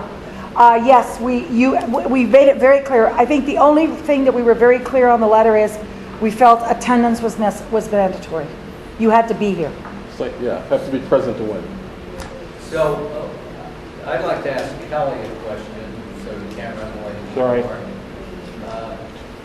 Can you tell us a little bit more about the responsibility? It sounds like it was one meeting, but having served on this committee and realizing there's subcommittees of subcommittees and then there's reporting requirements to the larger group. How do you view that? I mean, are you going to have subcommittees of the EOC that's going to meet on a regular basis just to talk about what's on the agenda, things like that? Because I think that we should be aware whether it really is going to be, it's not one meeting a month, but we should be prepared to come to quite a few meetings. So right now, the schedule, originally the EOC was bi-monthly, meaning twice a month. It is now once, the EOC will meet once a month. That is a change. And then right now, at least the brief conversation I've had with Ed, Nichols, and George is that the EPAS, which is the Event Program Advisory Subcommittee, would meet as a whole, a committee of a whole, once a month. And then I would guess that will be the same for the Capital Funding and Alignment Subcommittee. That's not to say, so let me give you an example on EPAS. There's a lot of interest with the arts. How do you integrate the arts into the center? Well, there might be a work group that is formed of folks in the broader community that chooses to meet more than just because they want to come back to the full committee and talk about what they've discovered or addressed. based on the structure that the chairs of those respective committees. But the commitment of the member that represents this group is the once a month, right? Now, if you choose to attend more, that's up to you, but the primary commitment is if you're on the EOC, you come once a month. If you're on the EPAS or the CFAS, you go once a month, the official meeting. And Well, I thought the EOC meant twice a responsibility- week. It did, but now it went to one. Oh, okay. Can you talk a little bit about the responsibility of that member to really Sure. communicate, collaborate with this group? Absolutely. So, it would be the intent that each of those respective representatives from those committees, as those groups start to meet and start to do work, that we would build in some report out of each of those three. So, and as a representative on one of the committees, there would be, you got 6 minutes or whatever the time we decide is appropriate to report out on what happened in committee. And then what I want to get to is that we're looking at kind of maybe two agendas, rough agendas at a time, so that the other part of this will be, hey, the next meeting next month is going to be about the arts recommendations. Then there could be a discussion of this group to provide feedback to that member, so that when they go to committee, they actually are representing the interests of the community body. Mickey, we talked last time, and I know you couldn't be here, but that from now on, all these members would have set times on the agenda of this meeting, because I think it's very important that you're representing this committee. You need to be part of this committee, report out to this committee, and more importantly, get feedback from this committee. So be able to do that in terms of the interests of this community. And there was a suggestion about alternates. Yes, that came from somebody in the group, that you get one vote, you get one seat, but given the fact that a lot of you all are busy and some of you have other commitments, that I think we all talked internally that you could elect one, and the next highest ranking vote person gets it, could be the alternate for that person. So you're not voting for one and an alternate? You're voting for one, and then the second highest vote getter for that person would be the alternate to that committee. So in sense of just sticking to a non-morphing process here, I really feel like we need to not just change on a dime here. I feel like we, instead of doing, even if there's one. You still want a ballot? I feel that we should do a ballot, and with that being the case, that we know we have to, that there may be an alternate. That's fine. And secondly, I feel like I don't have any problem with there being a vote of confidence as part of what we're trying to express on these things. And third, we had talked about giving people a chance to address. Yes, we will do that. I would just stick to that. And the thing with the alternates was if there was three, whatever you call them, were written in, and one had the top vote, you had a winner, one had the top vote. If they decline, then the next one is the alternate. But I don't understand the alternates to be somebody who teams up to make it easier for the main person to not come. Right. No, right. And I also want to say, in response to the time that we have to anticipate, I would expect there to be a necessity for there to be more than just that 60 to 90 minutes. This is real rich content on all of these. So I don't anticipate it being just, this is a reality. I wouldn't anticipate it just, it depends on each person, of course, but I don't think it would be just necessarily 60 to 90 minutes once a month. That will be up to the chair and work with the respective members of that committee to determine what's appropriate. And what gets the job done. Well, I mean, one topic may require more time, and others you're done in 30 minutes. May require some homework, may require some site tours. Not so much the agenda. Right. Yeah, no, I think. Everything we've done is required. But as a general practice, just to give people a sense, right, you can run a pretty rich meeting in 90 minutes, right? I get that, Kelly. I'm just saying that in addition to those richly run meetings that are 60 to 90 minutes, we've all been doing work outside of the NWC, and I just want us to be realistic as we put this on the table. We're just suggesting this just as because it came up as, we expected more nominations for some categories, okay? What I don't want to see, and I hope everybody agrees, and Terrence and I talked about this, if you're not here and all of a sudden you get written in a ballot, I don't think that's fair to all of a sudden select that. I don't think it's fair to nominate somebody who's not here, who hasn't been talked to, and has been able to do that. So that's the only thing I would say that, from that province. But we'll do a ballot for everything, so. And an important part of the electoral process is always that you have to be present to get elected to something. I mean, not only just to protect the people who are doing the electing, but also that person from being placed into a position where they never acquiesced to it. I mean, that's how I became speaker. I didn't even show up for the election. Just kidding. So, yeah, let's move on. We're gonna move on now. And we'll have, in the interest of time, those people who are self-nominated and already on the ballot, please limit your introduction and your interest to about 1 to 2 minutes. And we'll start with the Executive Oversight Committee. We have one nominee, and that's Ann Hayes. So, everyone, I'm Ann Hayes, you know me. I've been here for the better part of the year on this committee, and the reason why I put my name in the hat is not just because I'm a significant neighbor in Elyria, Swansea, at the Midtown Industrial Center. We have 14 acres along Grand Boulevard, so that is in the neighborhood. But also because I have some significant experience working on a committee such as this with Union Station Advocates. So that's been some recent experience. I chaired Union Station Advocates since 2010. I've been part of that group since 2007. And in that role, Union Station Advocates was a public advocacy group. And so what I did was take input from the public, and I took it to the Denver Union Station Project Authority meetings on a monthly basis. And I provided input as necessary, and then if there was information that I needed to convey back to our group and then to the general public, I did that. So I feel I have some experience with this type of committee. I have a general sense of what to expect of the committee and my role in the committee. And I also feel that my experience in real estate and project management and urban planning will probably support me in this role as well. Hopefully I'll be able to offer some expertise to the group.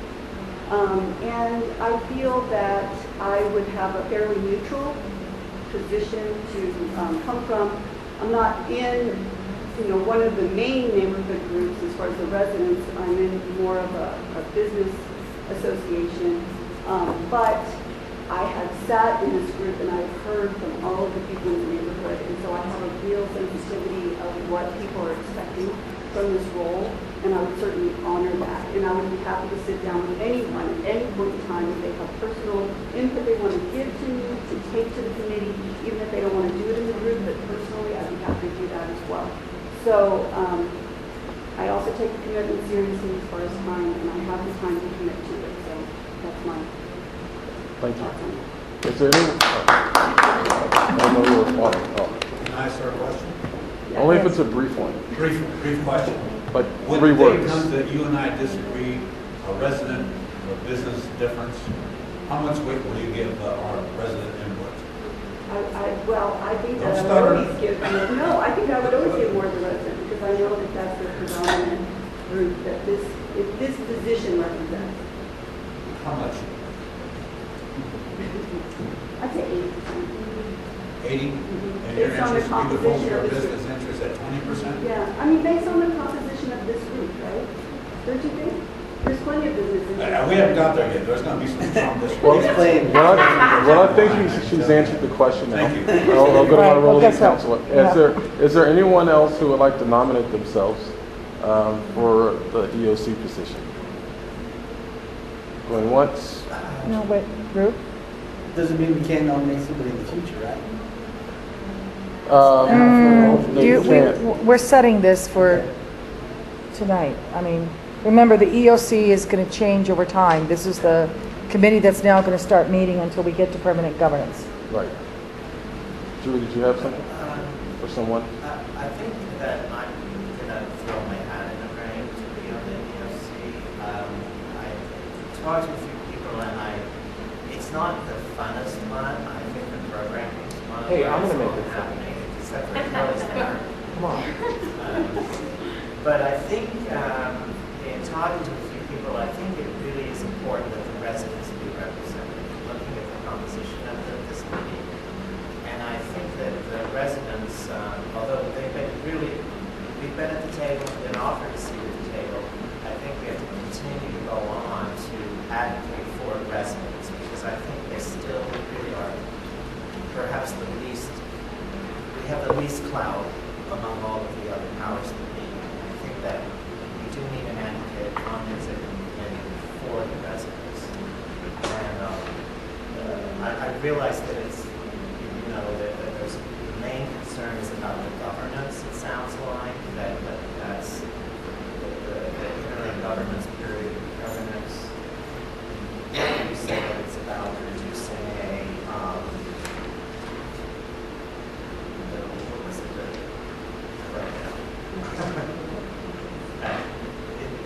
it's about ultimately the governance of it, and it's about reducing an authority, I think. Well, I mean, it will help shape what will ultimately become the project proposal. So the steps this group makes together will be integrated ultimately into a permanent governance structure called the board. So thereby, I do think that we really want to retain and maintain the presence of the residents in the whole National Listing Center. I think that's essential, and that's why I would self-nominate. Are there any questions for Drew? Second the nomination. Thank you. Any questions for Drew? Okay, with that, we'll Well, ask. wait a minute, any other nominations? Any other nominations? I'm sorry, I'm just moving on quickly. I know, and I'm going to slow you down with it. Any other nominations? Going once, twice, 3 times? Closed. And we'll. Does everybody have a ballot? Have the ballots been passed out, Matt? Yeah. Hold your ballot back. So you can check Ann or write in Drew. Does anybody have a hat? I left my hat in the truck. It's in my truck. I was anticipating rain, so I didn't want to. Does everybody have a ballot? Thank you. Are we all good with the ballots? I still got 3, 4. John. Drew.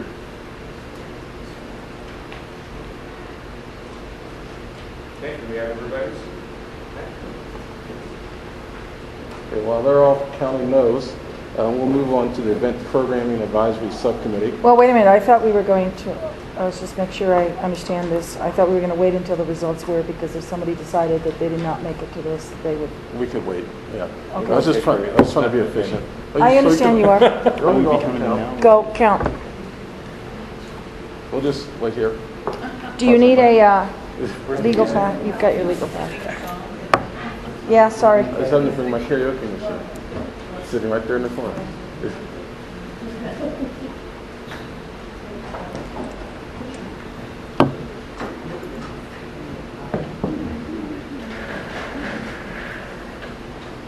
Ron, is the quickest one over here? Right there. The one on it. Right there. Yeah.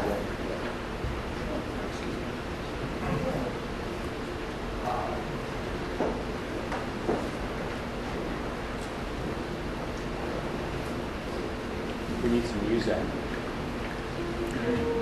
We need music. Yeah, there you go. Sure.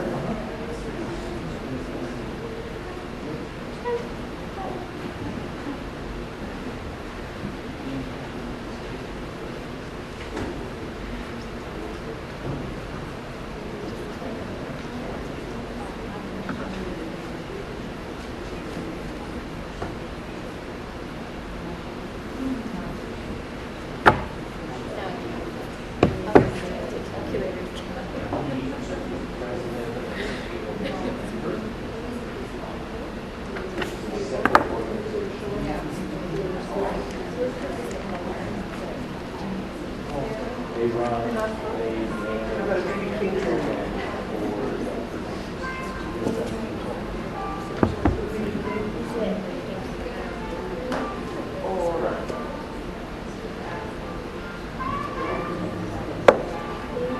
he was a partner, so his member was a partner with Arts and Venues who runs the Coliseum.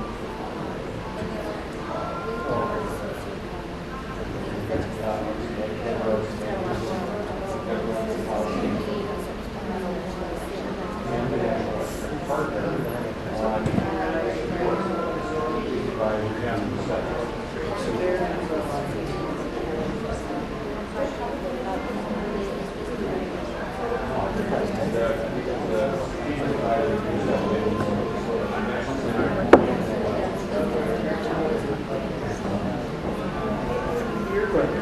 Maria on this?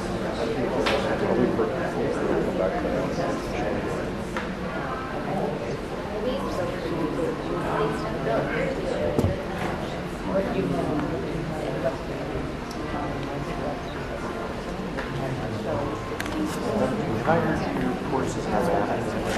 Yeah, I have one in Nevada and the other two are out of my place out in Denver.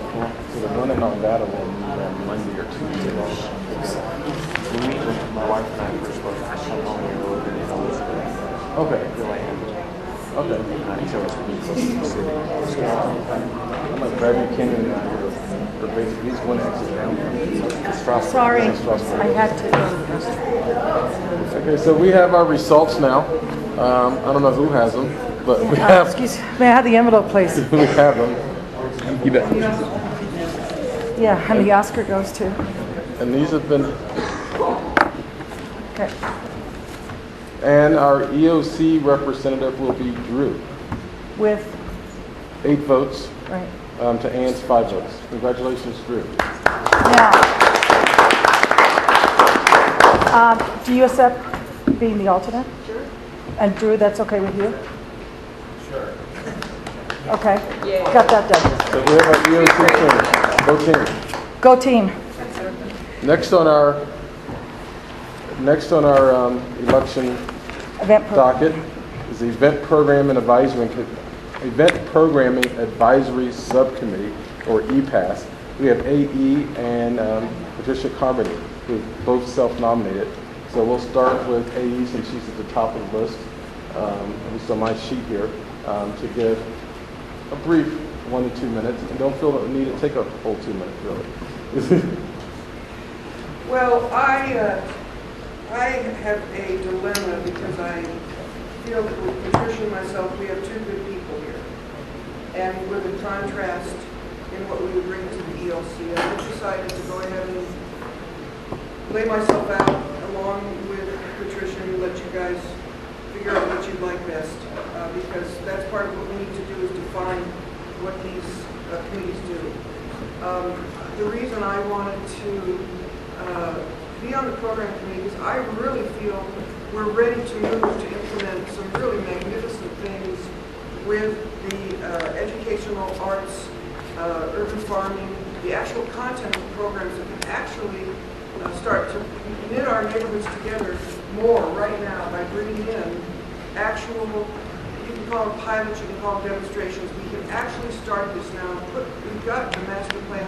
We've got the sea change in moving toward a local economy. We've got these phenomenal MOU partners with CSU, and we've got the ability to show what the content of this would be, regardless of if there was ever any buildings built. We need to move in the direction of this real rich engagement of the things that can become career tracking for the neighborhoods, working with the elements that can help mentor within the neighborhoods and bring people into engagement with the types of theme and content that we can actually do to unfold the demonstrations of what can happen. Working with the Stockton, we can start, and the Western Center, we can start expanding those relationships. It's a long process. And I also think that the conceptual and the visioning around what is the collaborative economy and how does it, with the neighborhoods in the Stockton, and how does that affect the business model can be discussed in the program committee in a very exciting and rich way. And so I feel like, in a sense, this committee needs to have a really strong creative loop into the broader neighborhoods, into the NWC, CAC, and into the greater aspirations of what these neighborhood plans are in the areas where there's crossover in terms of revitalizing the neighborhoods through what we can bring to life. And some of it can be done sooner rather than later programmatically, and it can actually demonstrate and help us know how to make the buildings flexible when we build the buildings.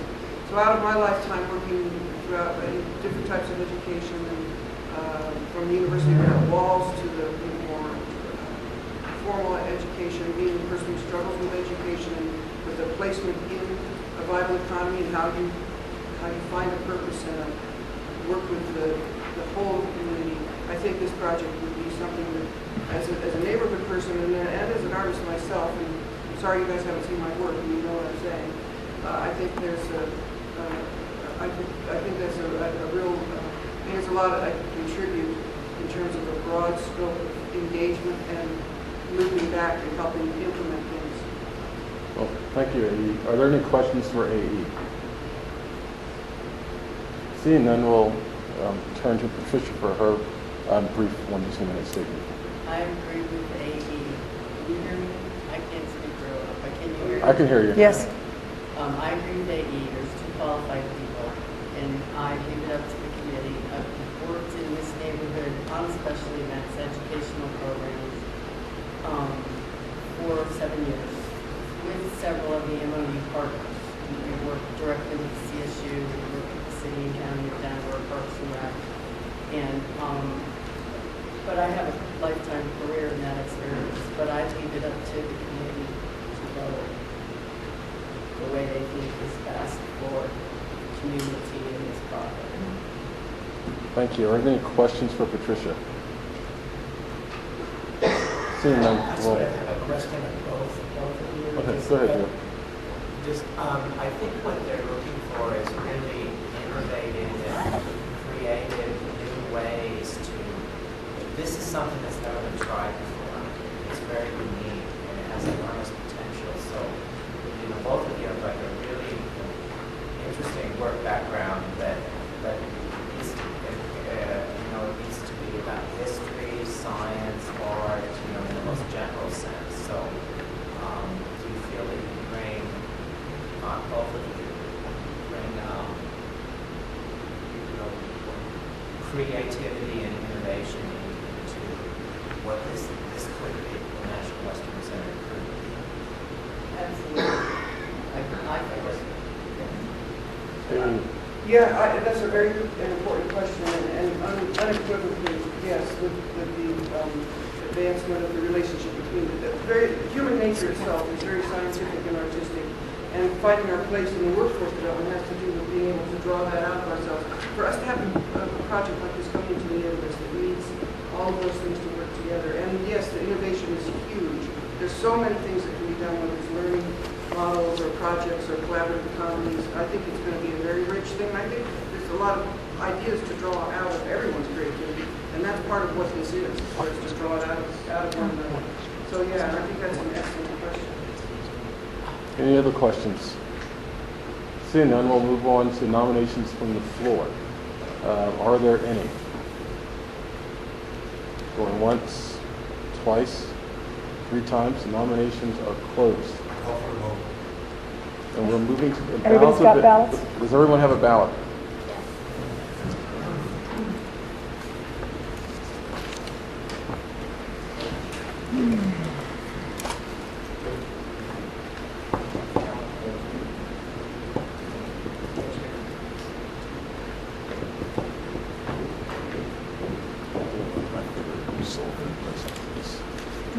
What was Street Cafe?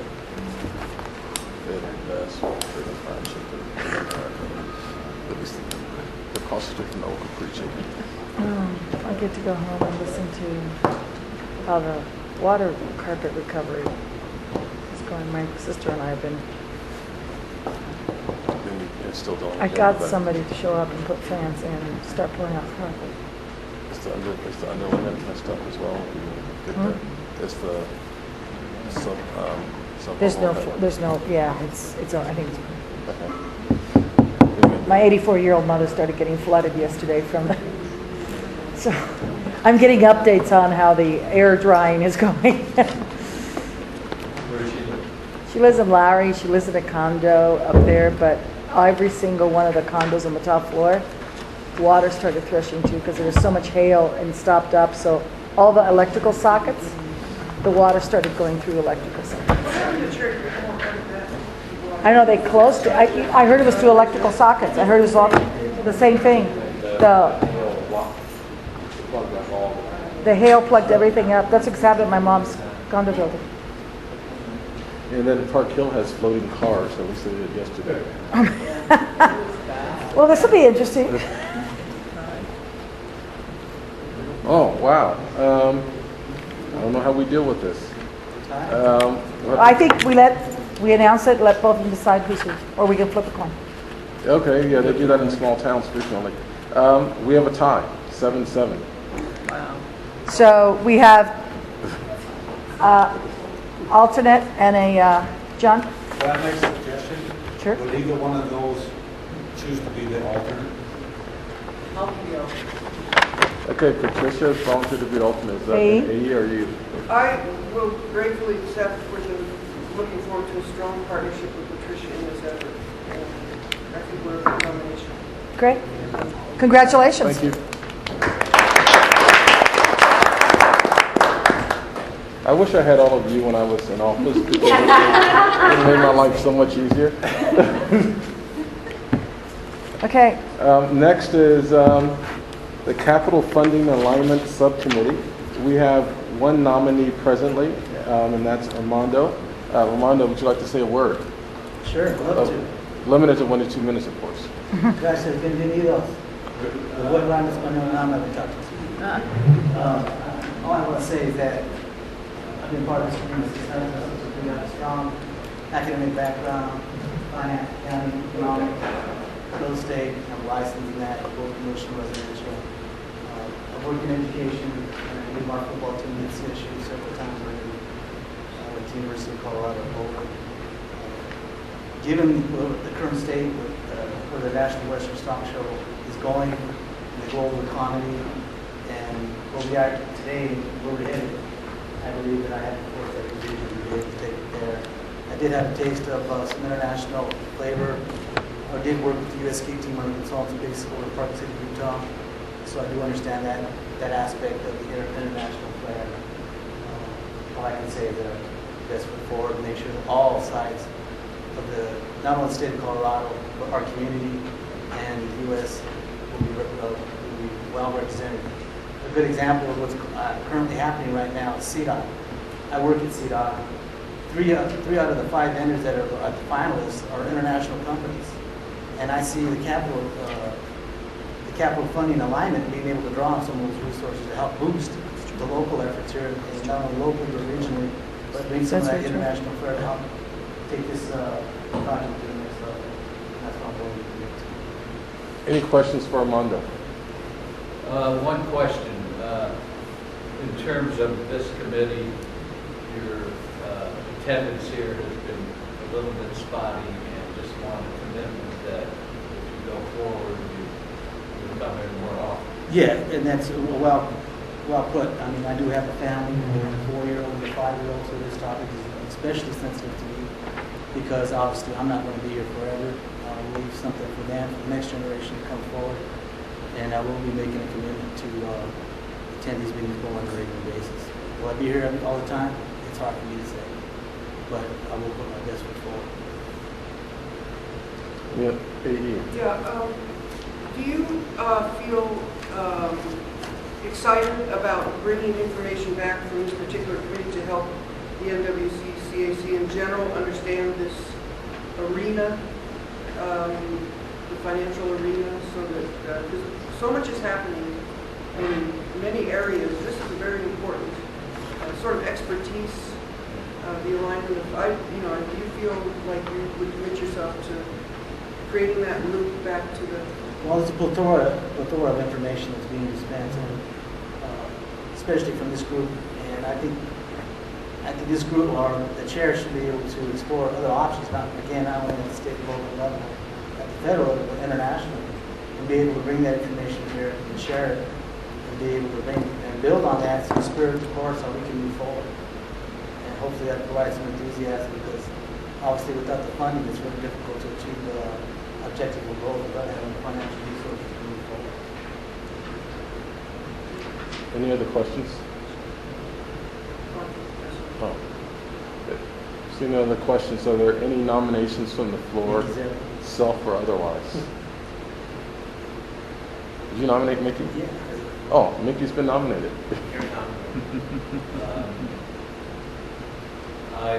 Do you accept the nomination? So is that a non-acceptance of the nomination? I think so. Okay. So Mickey didn't accept the nomination. Are there any other nominations? Once, twice, 3 times, and nominations are closed. John? I move that nominations are closed, as you said it, and that Mr. Clan be elected by acclamation. All in favor of election by acclamation? Ann's got a question. Ann. All right. Are you comfortable with that, AE? Yeah. Okay. And that's part of Robert's rules, so that's acceptable. Yeah. All in favor of election by acclamation for Armando, please respond by saying aye. Aye. Any noes? Please just respond with the usual sign. Being none, congratulations, Armando. That motion is adopted.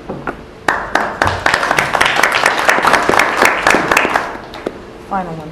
The final one, It's the one that we have no nominees for. we have no nominees for this. It's the Campaign Executive Committee. Oh, no, he withdrew from that.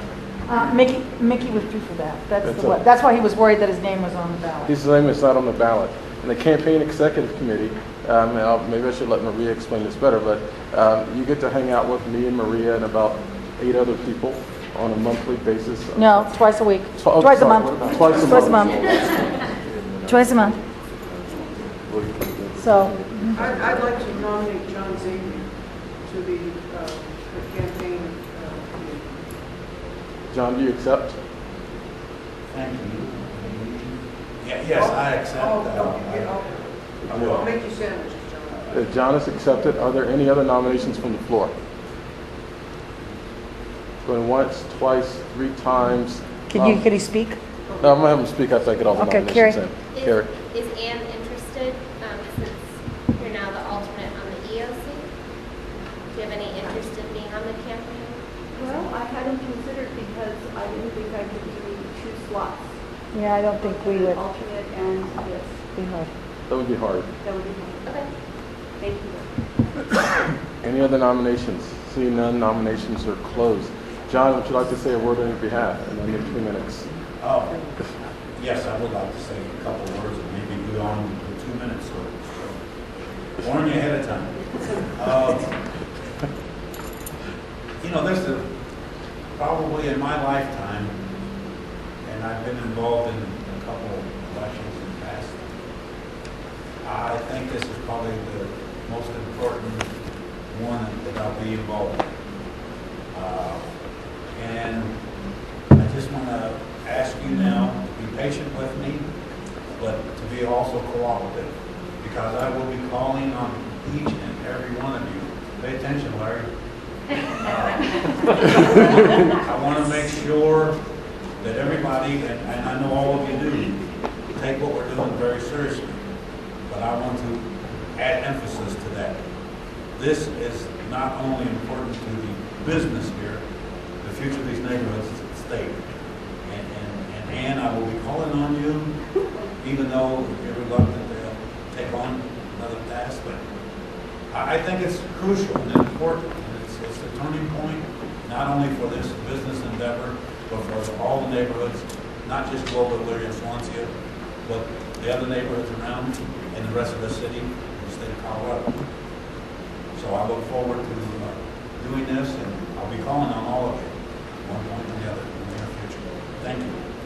Wait, and that was really under 2 minutes. My gosh. Are there any questions for John? So I kind of have For John? So John, Right. I have to advocate for this project, so. Unequivocally. Yeah, Yes. so you understand. Totally. Because I know, you've been very critical and in very good ways and very constructive. But the overall vision, you have to be really on board with. Yes. Yes. But I feel that my criticism will be taken constructively, and the results will be beneficial. And you're going to be one of my first walkers out in this neighborhood. Any other questions for John? Seeing none, is there a motion to elect him by acclamation? I so move. It's been moved and seconded. I'll take you as the second AE. AE just moved it, so we'll take it. You're the second. All in favor of electing John by acclamation, please respond. No electing. Electing. He's been nominated. No, Mickey withdrew. He withdrew. Fine. As if he has anything else. All in favor of electing John by acclamation, please respond by saying aye. Aye. Is there anyone who would dare oppose John? Please say no. Seeing none, congratulations, John. That motion is adopted. I'll consider any one of you at any time as an alternate. Okay, there you go. Good call. Okay, shall we go back to the committee discussion? Because we're done, right? We've done everything. We're done everything. All right, thank you, everybody. This was very good. It's a great lineup for all these committees. So going back to what I was saying earlier, and Flossie asked this question from the audience, but I think I'd like to hear committee feedback before we talk about it. We do need a process and any criteria by which we, whether it's once a year, whatever, go through, or more often, go through and determine who's really on this committee and who is continuing to be committed. The majority of the committee has been enormously committed during the course of these last 2 years. And so I want to open it up for discussion to see how you think we should proceed to really find out who is on this committee. I think one of the things, for example, that we have, I want to make sure that, what happened to, I thought I saw this. We have, for example, organizations like Lower Downtown Historic District who were on it, who showed up once, never showed up again. And I think we kept it, I thought we kept it on here as open, but I guess we did, we took it out. But, but I just want to get some discussion going in some direction as to how you all think we ought to proceed on this. Nikki? So I suggest that anyone who either in the past or in the future doesn't show up for 2 or 3 meetings, that we contact and get a verification whether they have any interest and they're prepared to like not to miss another meeting or accept what we're losing. Maybe 2 meetings, 3 meetings, or 2 meetings consecutively. And that way we can verify that there really is no interest. And I think by calling them and saying, are you committed? You haven't been there. This is our policy. Because we don't, at times there's illness, there's other things. People really want to be there. And this gives us a clear route to, if they don't respond or they say they're not interested, then I think they should be taken off. Discussion. Now, could I make a brief amendment to that, or a small amendment to it? Maybe 3 meetings in a row, and then if you don't make 3 meetings within a 6-month period. Sure, that's A rolling 6 months? A rolling 6 months. I do want to mention though that the group changed the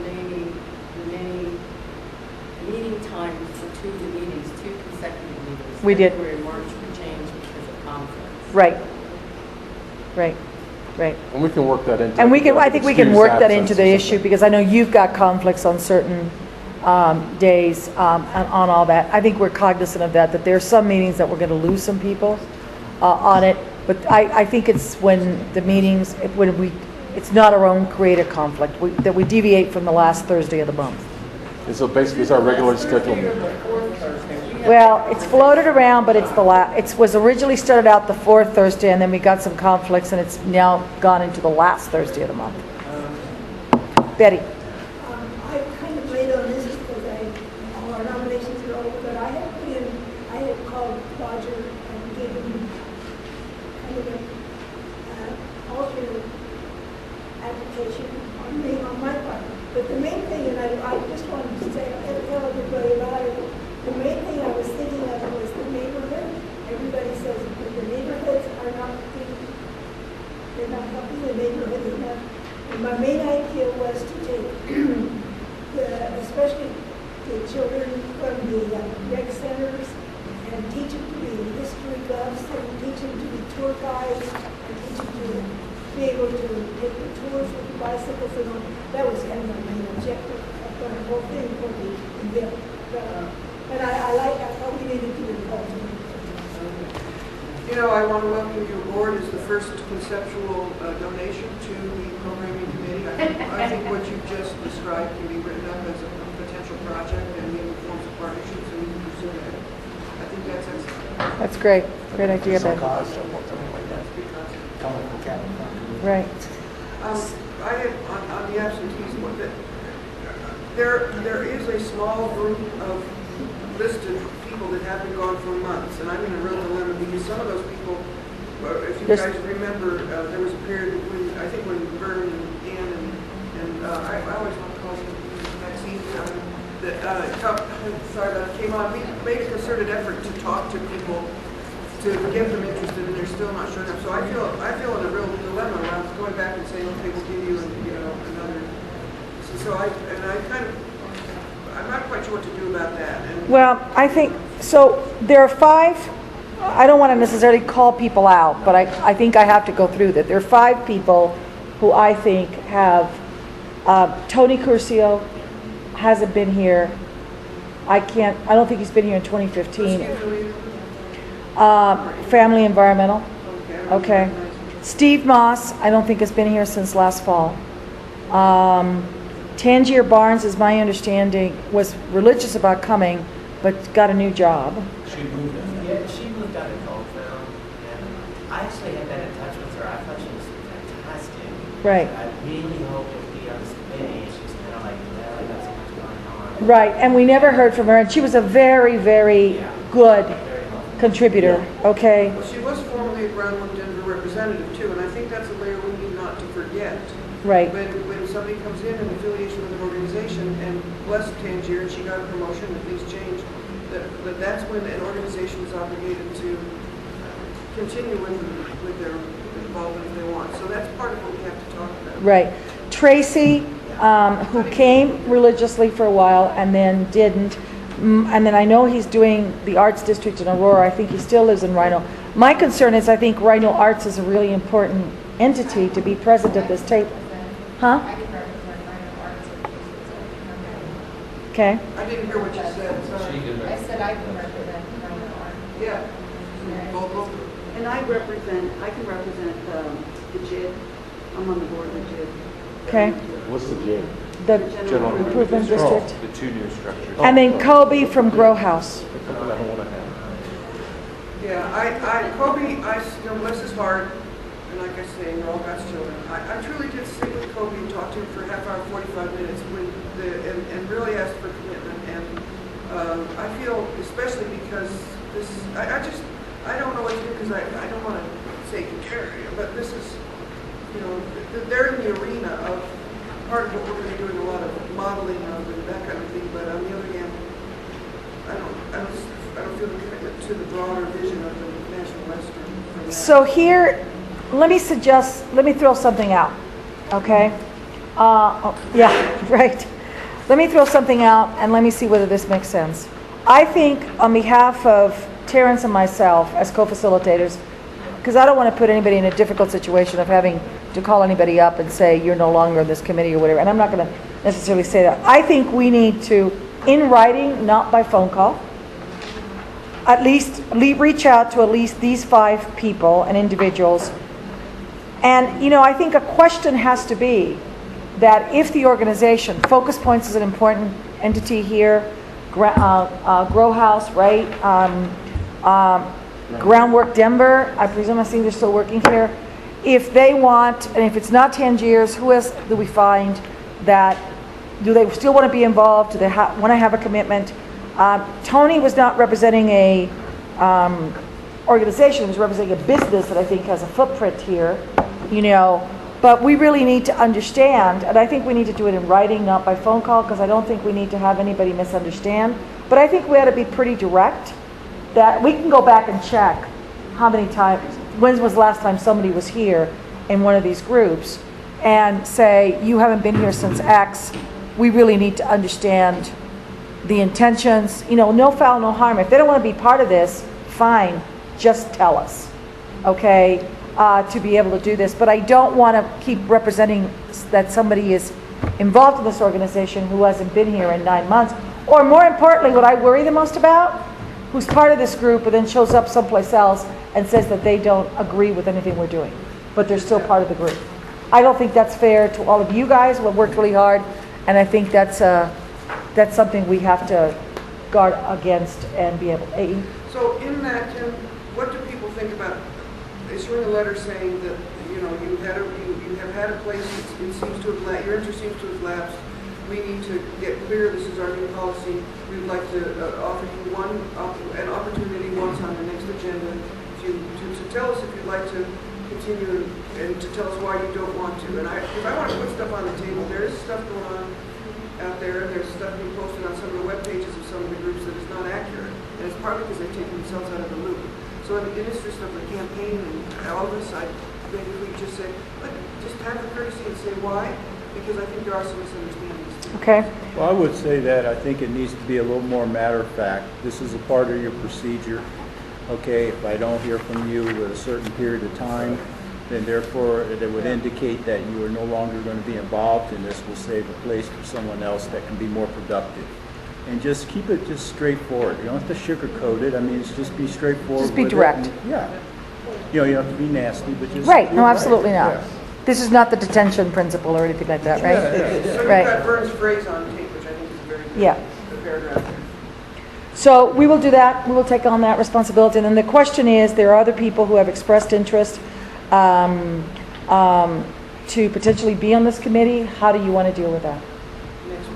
And Well, I would highly support, if there's anyone else in the Rhino neighborhood who is asked to be part of this committee, I would highly support their inclusion, because the Rhino neighborhood is also immediately adjacent to this property, and I believe that there should be more voices heard from that side of it. okay. And I know, John. Are you at liberty to say who's expressed interest? Yeah, I'll be very direct. I mean, I met with Andy Feinstein a couple of weeks ago, and who said to me, I guess, you know, is there a process by which one can be, do that? I think Flossie, I don't think it's any, there's no secret that Jim Garcia has contacted me and said, is there a process by which we could, Clinica should be at the table? I think Mickey, he actually called me and said, I've had a conversation with Mickey. I think that with everything going on, Clinica has a footprint here, and is that a fair statement that we would like to contribute and be part of the process? Anyone else?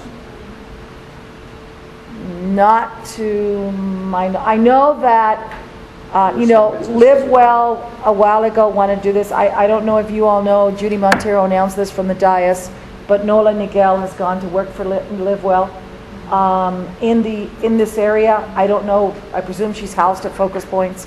I don't know. On the 6th. She's on the 6th, she starts next week.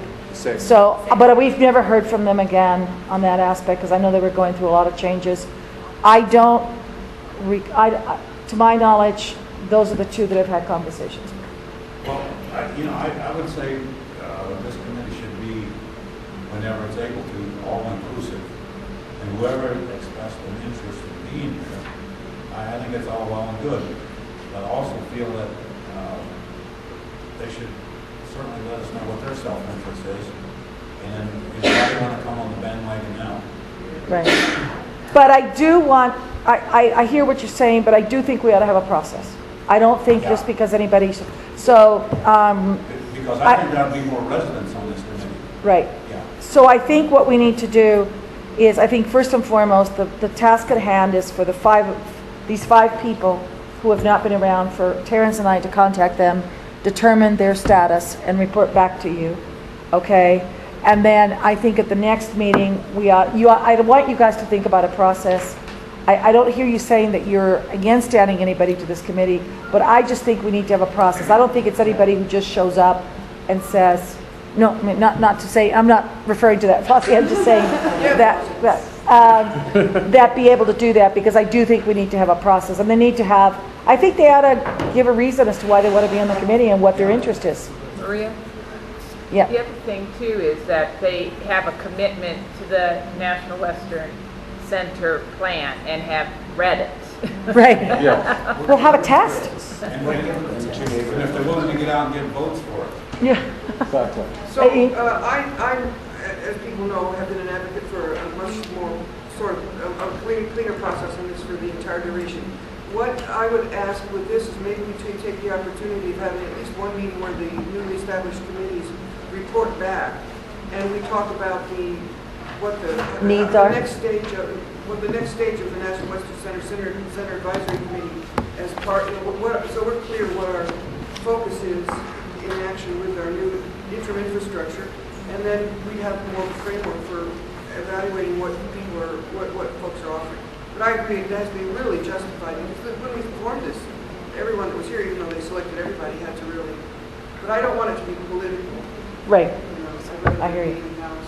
Yep. So just one other question. I've seen Katie McKenna come, and she's a local resident, I believe, but she's also I don't know if she's still at Habitat, maybe not. She is. She is. So, Doesn't she come as an alternate to Heather? No, there's a different. I've had many conversations with her, with Katie, and this is one of those areas that it creates a little stress because we haven't had a clear process.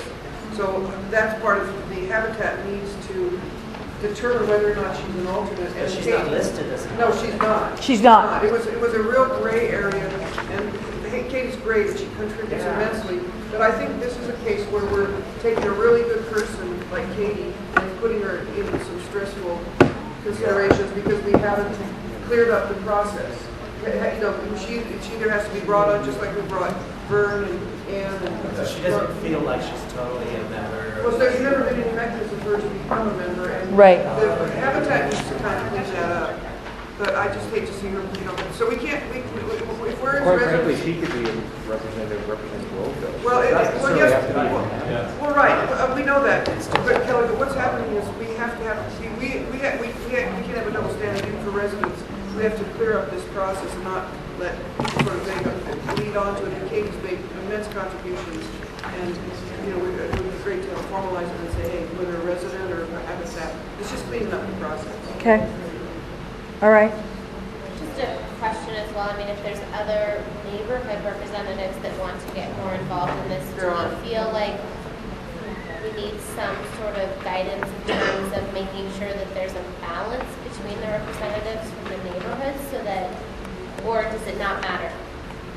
Just a question. Well, in the beginning, the goal was to have Globeville, Elyria, and Swansea, 3 neighborhoods, and we may want to revisit that, and to have representatives, and that can be part of our discussion, I think, when we revisit after we find out do people want to continue. But I think absolutely part of the mandate of this, if people disagree, say so, is that Elyria, Swansea, and Globeville are the 3 mandated NWCAC portfolio foci, whatever, and we do need to. Is there a neighborhood association? Is there an RNO in Rhino?